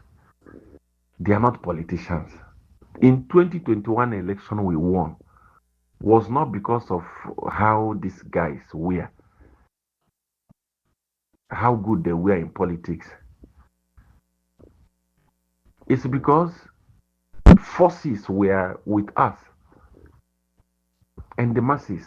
And once you take over government, what you must know is that once you take over government, you will lose people's love, no matter how good you are. If you want, deliver, give. If you want to go to their houses one after the other and feed them, people will stop loving you. No one sits on the throne and get loved. It's a lie. Once people usher you into power, you now have to use that power they gave to you to sustain yourself in power. No one will love a sitting president. It's impossible. Once they usher you into power, they have done their part. If you want to remain in power, you must use your presidential power. And that's where President Echet appointed people. Help me to remain in power to achieve what I want to achieve. But the people he appointed, majority of them are greedy. When you give them advice and they see that, this guy knows politics more than me, or this guy. Thank you very much. Doc, I'm sorry I went offline. I didn't realize my microphone, I'm using the wireless, and I think I didn't charge them last night. So when I was trying to interject, I realized I was off. So I was just charging the microphones quickly. But we have our first caller. And callers, there are two questions. The other caller that I got offline, Doc, is asking you that the president has been employing nurses at political rallies. What is your view about the president employing nurses? Should your doctors go to the political rally to get a job? Should the unemployed teachers go to the political rally to get a job? Let's take some quick calls before we ask Doc to come in to answer them, and then we wind up. Hello, caller, please tell us your name and where you're calling us from and make your contribution. Hello, Ramwanda. My name is Leslie. Sorry, I've also called earlier because we are for our work. Well, Ramwamba, I don't have questions to ask, but I just want to contribute to what the doc has asked. Yes. I would like to talk about two things, promises and manifesto. Ramwamba, all the promises that Gateka has made, some of them have come to the fulfillment after 4 years, which means even the ones is promising today will be fulfilled after the 5 years have elapsed. Yeah. So this is what we should do. Actually, we Zambians, we meaning, we should actually keep in mind. Yeah. We should not be fooled. You know, Bakateka Bafwira Baishbokwebati is dealing who are not DAO. We are not DAO Bamwamba. Some of us, we are not politicians. We are just citizens who are concerned. But we can see how things been going on. Bamwamba. Then coming to the manifesto, I do very much agree with the docs observation. Bamwamba, I'll just give one simple example. Okay? Umwana ngato bensamushu kusukulu. You need to apply a formula that will render a child with good understanding. If you balelanda mu manifesto ya bamundubire balefwayo kwe bati fige fingi fya lubene bafichite bwino bamundubire tabale kopayo tabale ichalo chaba chimo twenda mumwela umu tulye fyakulya fimo lero efintu nga fyalubana tulolesa kadi fige efintu efilubene nokwe bati tufipindulu tabale lufyanya ngwi chintu chimo iyo ebafuile okwishira ero echa last umusalula na uchira musana kuli bakateka Mwambata kwa bafe na ngufewo winefye ni wenyi na niwe bwichi waingira munganda wala tukavana bali abana nisho wapera very bad example. Mwamba, I cannot be so surprised why most of the supporters of UPND come on air and start insulting. Do they insult? Because they know that their leader, he does the same thing. And I condemn this Bamwamba 100%. Thank you very much. Badok, thank you very much. Thank you. Please call. Let's hear from you quickly before we, this is an early morning show to discuss what the paper say. Hello, caller, please tell us your name and where you are calling us from and make your contribution. This is Precious Inonge Mbiaita from Livingstone. Yes, Precious. I want to make my contribution on the promises, where the promises are nurses. People of Zambia, I'm still repeating even today, please let us not be fooled by our President Hakainde Hichilema. Whatever he's doing right now, he just wants to win so that he can come in power. He will not do anything. They will not even get that job. They keep on saying, yes, they employed those nurses, they keep on talking the time when they came in power, but the truth is, most of the things that he promised minimum 50 kwacha. Are we buying minimum at 50 kwacha today? He promised 4 or 12 kwacha. Are we buying 4 or 12 kwacha today? He promised kwacha will appreciate. Is the kwacha appreciating today? So our President Hakainde Hichilema is a danger to the nation. Even today, I'm still telling you. So those who want to believe, like, indeed, this is what you will do when you come in power. And those nurses who want to believe in whatever they were telling you there, please, I beg you in God's name, you are civil servants. As civil servants, you need to make sure that you work, yes, with the government of the day, but don't involve yourself in politics, because government comes and goes. And when Hakainde Hichilema goes on 13 August 2026, who is going to employ you? Do you love your families? Because of President Hakainde Hichilema, you want to impress the person who failed to change the lives of the people. To be honest with you, if you want to believe him, that is not our business. I'm not saying that you should not believe him. Those who want to believe him, but mark this day. Thank you, my dear sister. Is not going to give you the job. Thank you, my dear sister. Thank you very much. God bless you. Thank you. Let's take some quick calls and hear from you. Hello, caller. Please tell us your name and where you're calling us from and make your contribution.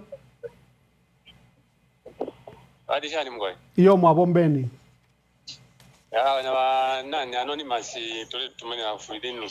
Anonymous, make your contribution. I just want to be, I'm just displeased with the manner in which the Wakateka is moving. It's not in the right direction, because when you look at if we have a industry, drivers, people are being killed in Congo, especially drivers. Then even in the private sector, even Minister of Labor.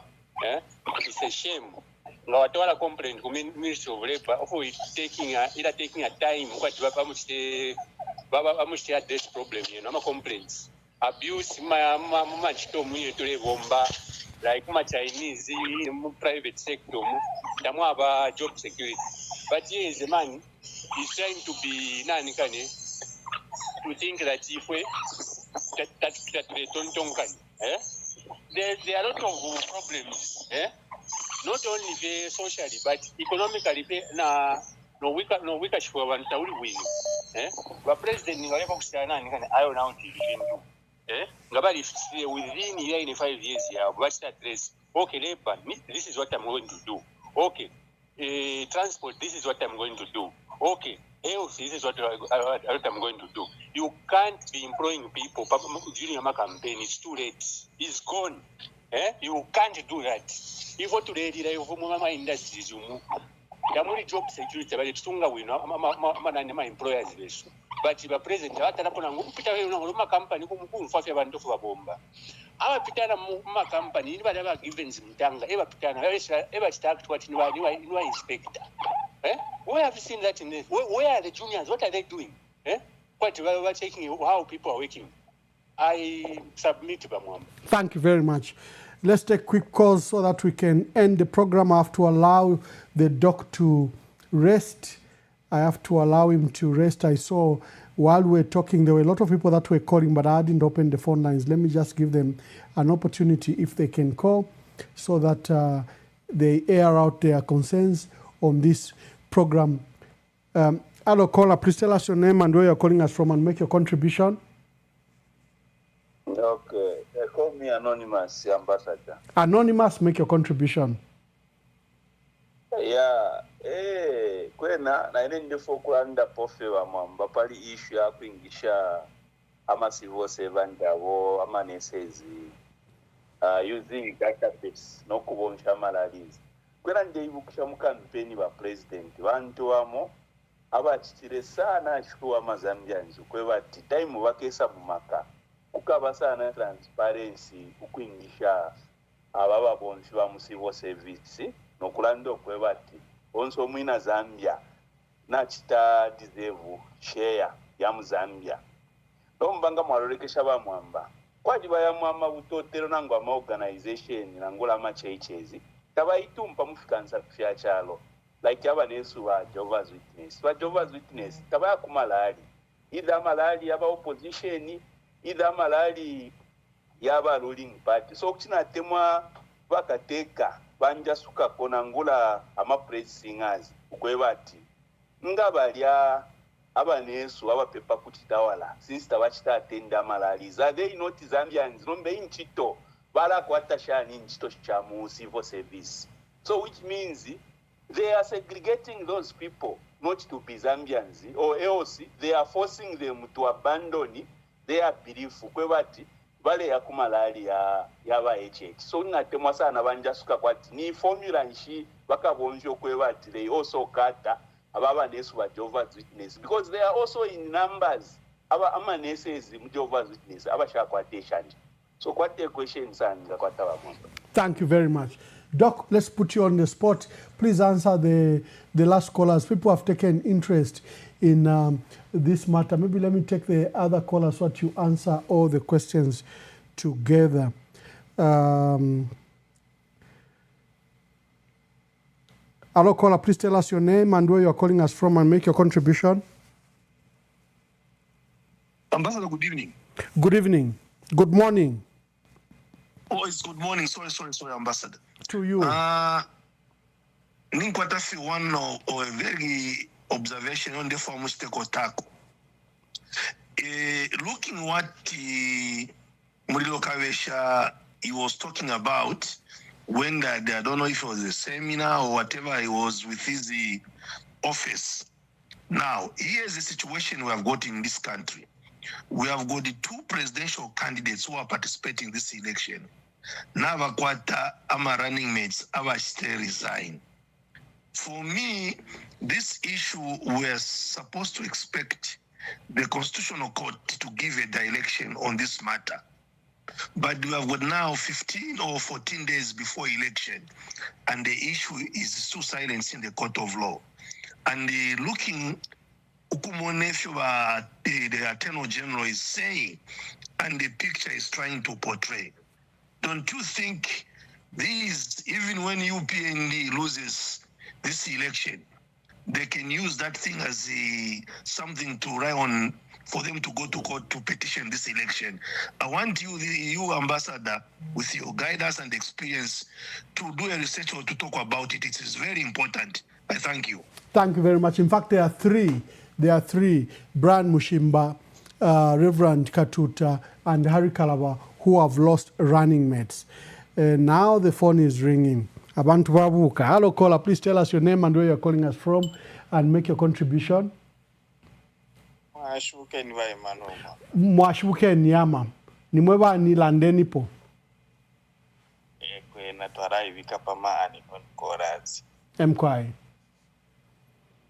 Mkwai na kulifeka konseni kamukulia fevaletu mama fe makorazi huko. Kuliko ma statement ya mwa kutira kutia tuchitati kampeni. Mweneni, ababa manesezi, ababa resa, manama uniform varia mkumona va president. Abantu ababari desperate, varefa machito.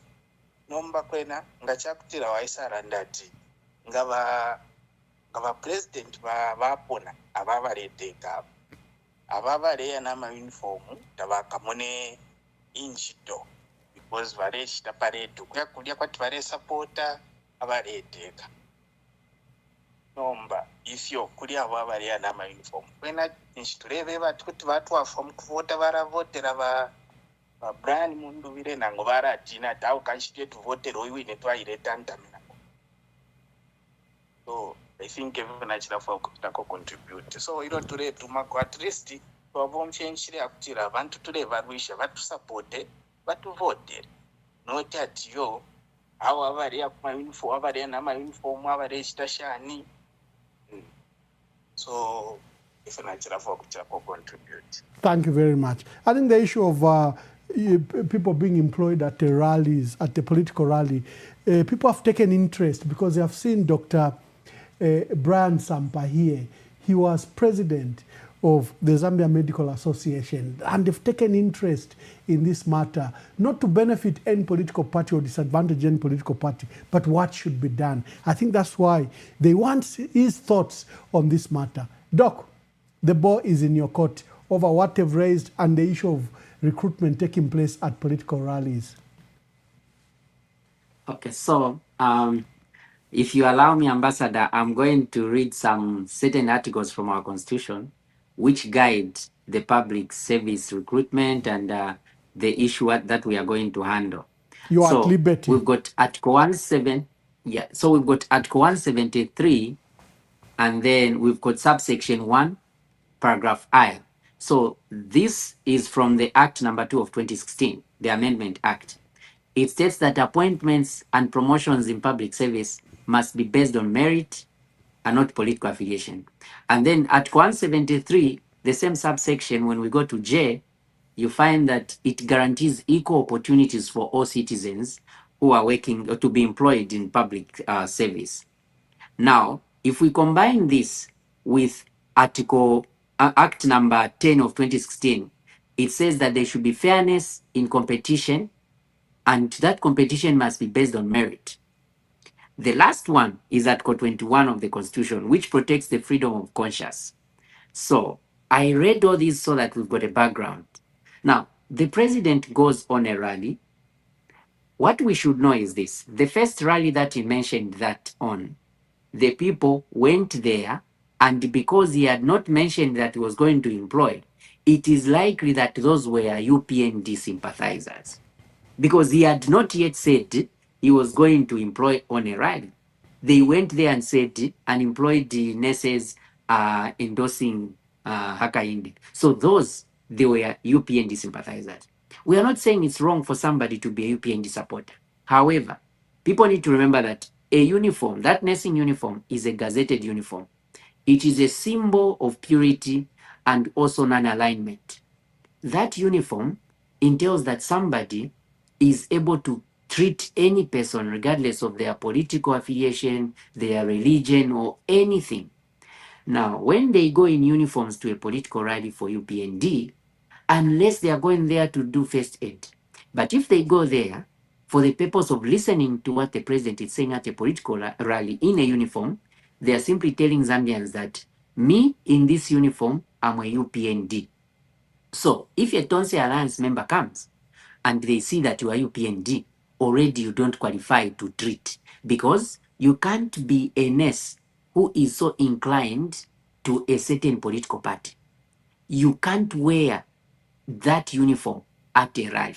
That one, if GNC was independent, as we are talking, those nurses are supposed to be reprimanded if it was independent. But I can tell you that I inquired about this last week and we made certain calls and people were able to say on their own that, look, these things, we can't do anything. We know it's wrong, but we know the repercussions if we did anything, because we'll be seen like we are fighting the government. Those are the words coming from inside GNC. They can't do anything, but they know that what is happening is wrong. So for the nurses, if they want jobs, let them go in clothes. Let them not put on a uniform. That is number one. Number two, just the president employing those people from there. Remember, the government has said they will employ 2,600 workers. Now, these 2,600 workers, the president goes to a rally. This number is supposed to include everyone around Zambia, including Jehovah's Witnesses who don't vote, including Tonse Alliance members who are not going for those rallies. Automatically, that means that Act number 10 of 2016 is abrogated because it talks about fairness. It means there is now partiality there. It means only UPND sympathizers who are going there are the ones who are going to be employed. Then we move from there. We've got 2,600. 2,600 already. They are supposed to divide this number in different cadres. We've got more than 20 cadres in the Ministry of Health. This number is too little already. But now, the majority of the people who are attending those rallies are nurses. So this employment is not going to be based on the need. Because when the government is employing, it employs based on the need. If certain cadres are lacking in the system and it is disrupting the service delivery, they're supposed to employ that cadre en masse compared to the other cadres. But the way it is being done, the only qualification is attending a rally. So that is not being based on merit. So a lot of articles of our constitution have been abrogated by our own president. It is one thing for the president to just give a pronouncement to say we are going to employ nurses and other people.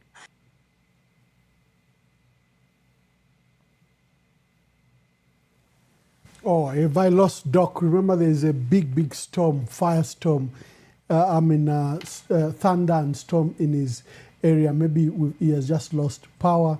This year's elections, 13 August 2026, will be free and fair and credible. And I want to ask you, the youth of Zambia, to rise and go and vote.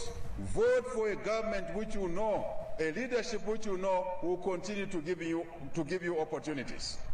Not a leadership that will bring fights back in the markets. Not a leadership that will bring back fights in the bus stops. No, no, no, no, no, no.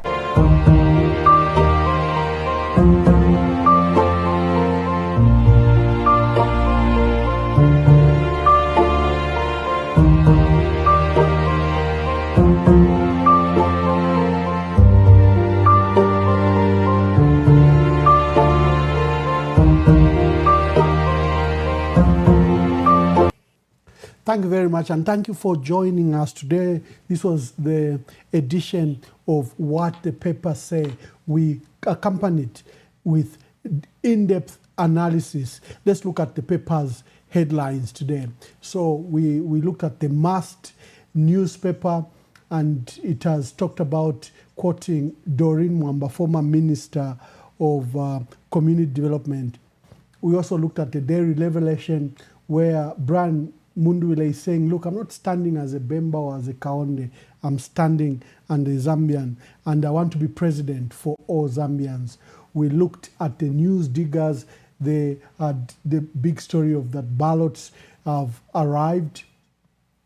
We also looked at the Daily Nation, preaching peace, quoting Mr. Mambo that there should be no violence. There are other newspapers. I can see Doc is back. We had the Real Times that was quoting Transparency International over both voter protection and ballot security, including vote privacy. And we had Money Daily also talking about that. For them, they were talking about that some of the electoral promises amount to fraud because people get power obtaining money by false pretense. We had EMV newspaper quoting Dr. Sishua's article that has bade farewell to President Hakainde Hichilema. He said goodbye, Vanene, and he has provided an analysis. Let me bring in Doc. He's been very gracious. It's very late where he is. Let him give his last remarks. Doc, you're probably interrupted by the thunderstorm you have and power keeps on tripping. Please give us your last thoughts on this matter, on these matters that we've discussed today. So the issue of employment, like I was saying, so for the president to go on and start employing people on a rally, that is very wrong. It's against our constitution. It's also disadvantaging a lot of people who would want to be employed because already this number is not even enough to employ everyone who needs to be employed, but they are even bringing in more things. By the time the president will be done with his rallies, he would have employed more than the 2,600, and that is not even going to follow the public service recruitment process. So that one should be condemned by all. And there was a caller who said, when people are calling, they shouldn't be saying those people won't get jobs. Well, what we need to be aware of is that as humans, there are things that we know are constant. Many governments are not very good with keeping people who they think are very politically inclined because there is fear that such a person may just become an informant of the other political party. So that's why civil servants are told to be neutral, because when we are neutral, it means that nobody's going to follow you and suspect you of anything. They will expect integrity.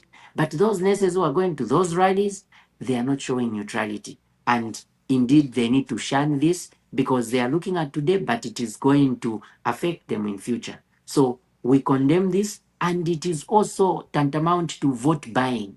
There's no difference between vote buying by giving someone meal or money or getting someone employed, because the president is making it clear. Come to my rally, then you'll get employed. You go to his rally, he's translating into his supporters. So when you go there, he's counting you as one of the people who are going to vote for you, for him. And indeed, most people are given employment that way. They feel loyal.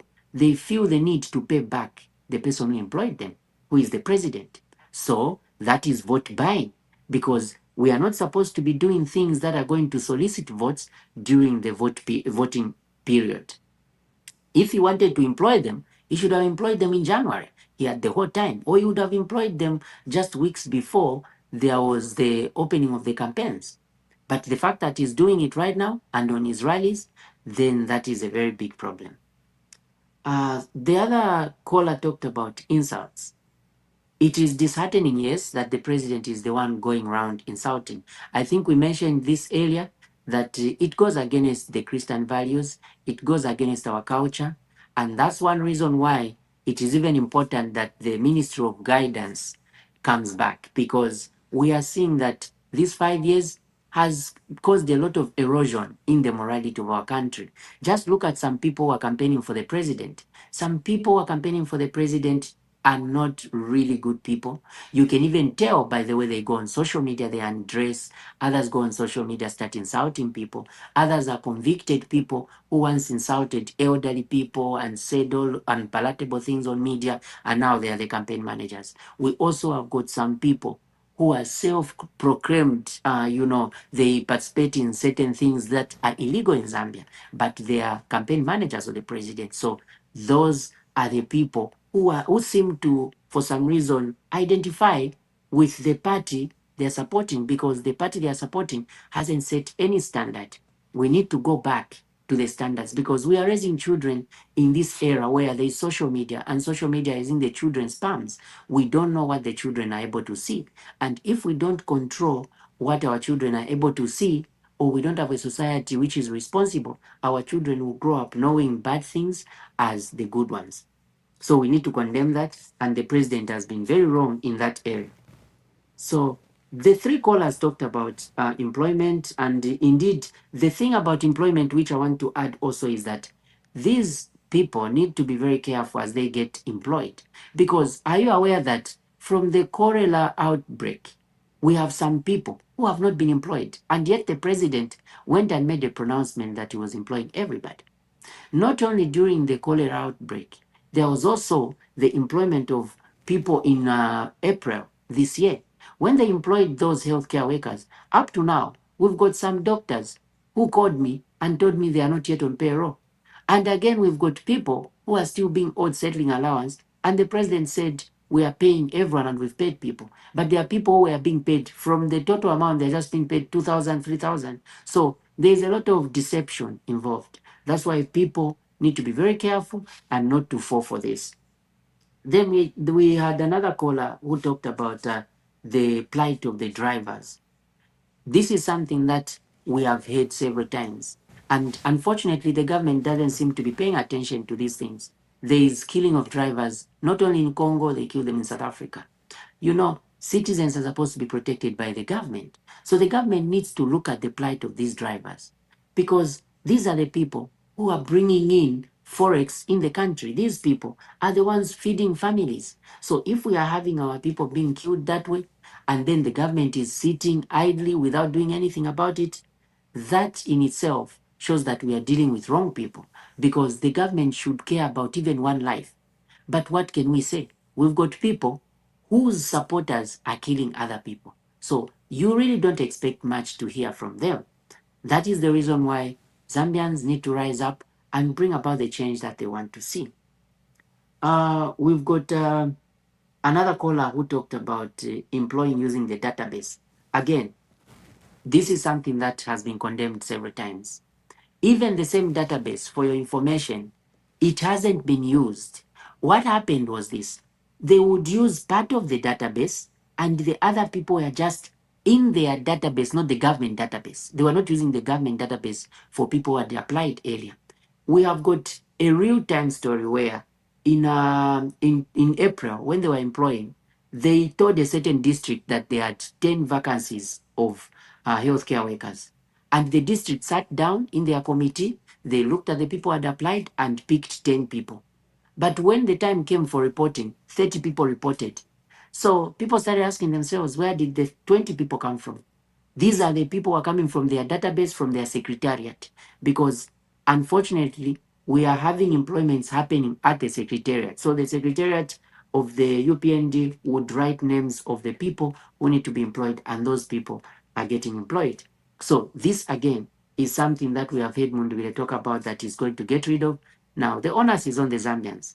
We can complain, talk about things this way, but if you don't wake up that day and go and vote for Mundubile, then nothing is going to change, because you can complain, and if you do nothing, that complaint will still remain there. So we need to take action. Then we had presidents without running mates. This is a very important point. I thought about this as well. You know, we are dealing with people who have normalized illegality. They are saying that Mingalato is a good thing, and they think it's a normal thing. Now, having such people, any lacuna can cause problems. So this can be used as a pretext. In case they lose an election, they can actually go to court and get everything cancelled. Because remember, the president has packed the court with his loyalists. So if you go to Constitutional Court today, it is likely to rule in favor of him, the same way they ruled against ECL. So this, the stakeholders and the other politicians who are there, the political parties and the BM8 group, they need to take keen interest in this. This has to be clarified now before the elections, because if it is not clarified, it can be used to nullify an election. And we've seen In fact, examples of what this government is capable of doing. in fact, talking about that, many people are not aware that there is a final Constitutional Court ruling coming up on the issue of independent candidates. That is a very, very dangerous ruling coming up. We don't know where to go. And remember, the independent candidates have spent a lot of time campaigning. And the number of candidates is the largest number of participants in this election. The issue around independent candidates is that the Constitution requires that they should resign 2 months before they participate in any elections. You have, for example, my dear brother Sean Tembo, who I don't know if he has even resigned from his political party. Then the other participants don't seem to have fulfilled the 2 months requirement. So we should watch very, very closely this judgment that is coming up. There are 2 major judgments coming up in the Constitutional Court that might affect the landscape of elections while we are only remaining with just 15 days. So thank you for that particular point. You can say your last remarks and then we close. Well, I just want to urge the Zambians that you have seen what you've been through the past 5 years. The ball is in your hands now. Mundubile is doing what he can, but again, the ball still remains with you. It's up to you to rise up that day and make sure that you vote and protect that vote, because it is only when you take action that they can be changed. Right now, don't let anyone lie to you that if you vote for Mundubile, for instance, things are going to get worse. Already we know where we are going. We know where we are. We know what has happened. You know how much you suffered with load shedding. You know how you don't have money in the homes and how many jobs have been lost, how many arrests have been done. The people are rotting in jail for doing literally nothing. It hurts to look at Chitotela, Chilangwa, and the others. You see people who never committed any crime. They are rotting in jail just because they don't agree with the government. It's tyranny, and Zambians should not accept that. August 13th should be a day when you put these leaders to a test. You need to give them the test of their medicine. They need to realize that the power belongs to the people. They come to you now telling you, bragging about things, but they should know that you have the power. And I urge all the Zambians to make the right decision, vote for Mundubile when that day comes, so that we can put to rest these problems and unite the country. And then everybody who has suffered will now have a free conscience. Zambia is our country. We can't have people running away from the country, which is theirs, just because they don't agree with the government. Meanwhile, if you agree with them, you can easily coexist with them. That is not how it's supposed to be. Zambia should be for Zambians. And Mundubile has made it clear that regardless of your affiliation, your political affiliation, your mindset, whichever opinion you have, he doesn't care. You can criticize him. He's still going to allow you to coexist. That is the normal way things should be. You can also weigh the messages. When the president is in other provinces, he talks about unity. His other provinces, he's talking about how to divide so that they vote for him. But when you talk about Mundubile, he's got a consistent message. From wherever he's been, he's talking about unity and having a one Zambia, one nation spirit, which was the spirit of the founding father, Keke. So with those remarks, I just urge all the Zambians not to relent. Hope is around the corner, and things will get better after August. Thank you so much. Thank you very much, Dr. Brian Sampa, former president of the Zambia Medical Association, who supported me today on this discussion. I'll be inviting guests. The mantra Hakuna Kulala really is applying, because we only have a few days before we determine where the election will go. I'm glad that we had this broadcast through a fiery storm that is affecting the state where Dr. Brian Sampa is, and we had a proper broadcast. This evening, join me as I host Chanda Kazia. Chanda Kazia is a Zambia human resource professional. He's a former senior civil servant. He was labor commissioner and was permanent secretary at a very critical time. What is happening to our workers? Is there anyone speaking for our workers? The casualization of the industry and the alienation of our workers who feel that they're not being supported, that government and government policy seem to support employers. And what about initiatives for public service workers, like the debt swap, where our public service workers are in anguish? Get those answers from Chandakazi as he joins me in our analysis this evening. And to Dr. Brian Sampa, God bless you and thank you for this opportunity. And I hope in the next 2 weeks, this is not your last appearance. Summon some energy and join me, especially in the morning discussion. God bless you and we'll speak to you later. Kabush constituency. Kuliko ka problem do teko naba na bakani. Kabush constituency kuliko iminine ba atinani yo ukukuli uwa UPND udi Imelda Mpumpuni eminine na ba Titus Stylus Sichinga Telampi. Now Imelda Mpumpuni fuare chitamwe bantu bakwalesa. Imelda Mpumpuni alesenda abantu ngabasenda abantu padola hiumo bali okwabomba ku Chinese. Alebe bati lete nama voters cards. Aleba pela maduve. Imagine duve ya 130 kwacha na ka 10 kg kabunga. Ngabasha yale ama voters cards. Ale shala ocha. Nomba kusheta kuli abanga mchitako report mwe bantu fefu ale chita. Ukocha ama voters cards. Abapoka abantu na bena abantu fipu batabatontonkanya. Apoka abantu ama voters cards. Abapera duve ya 130 kwacha na abapita sana bana mayo bale yokukwini. Na ka 10 kg kabunga bushebu smobu takuli kwa banga mchita report so that abe expelled takuli abanga mchita report ba mchita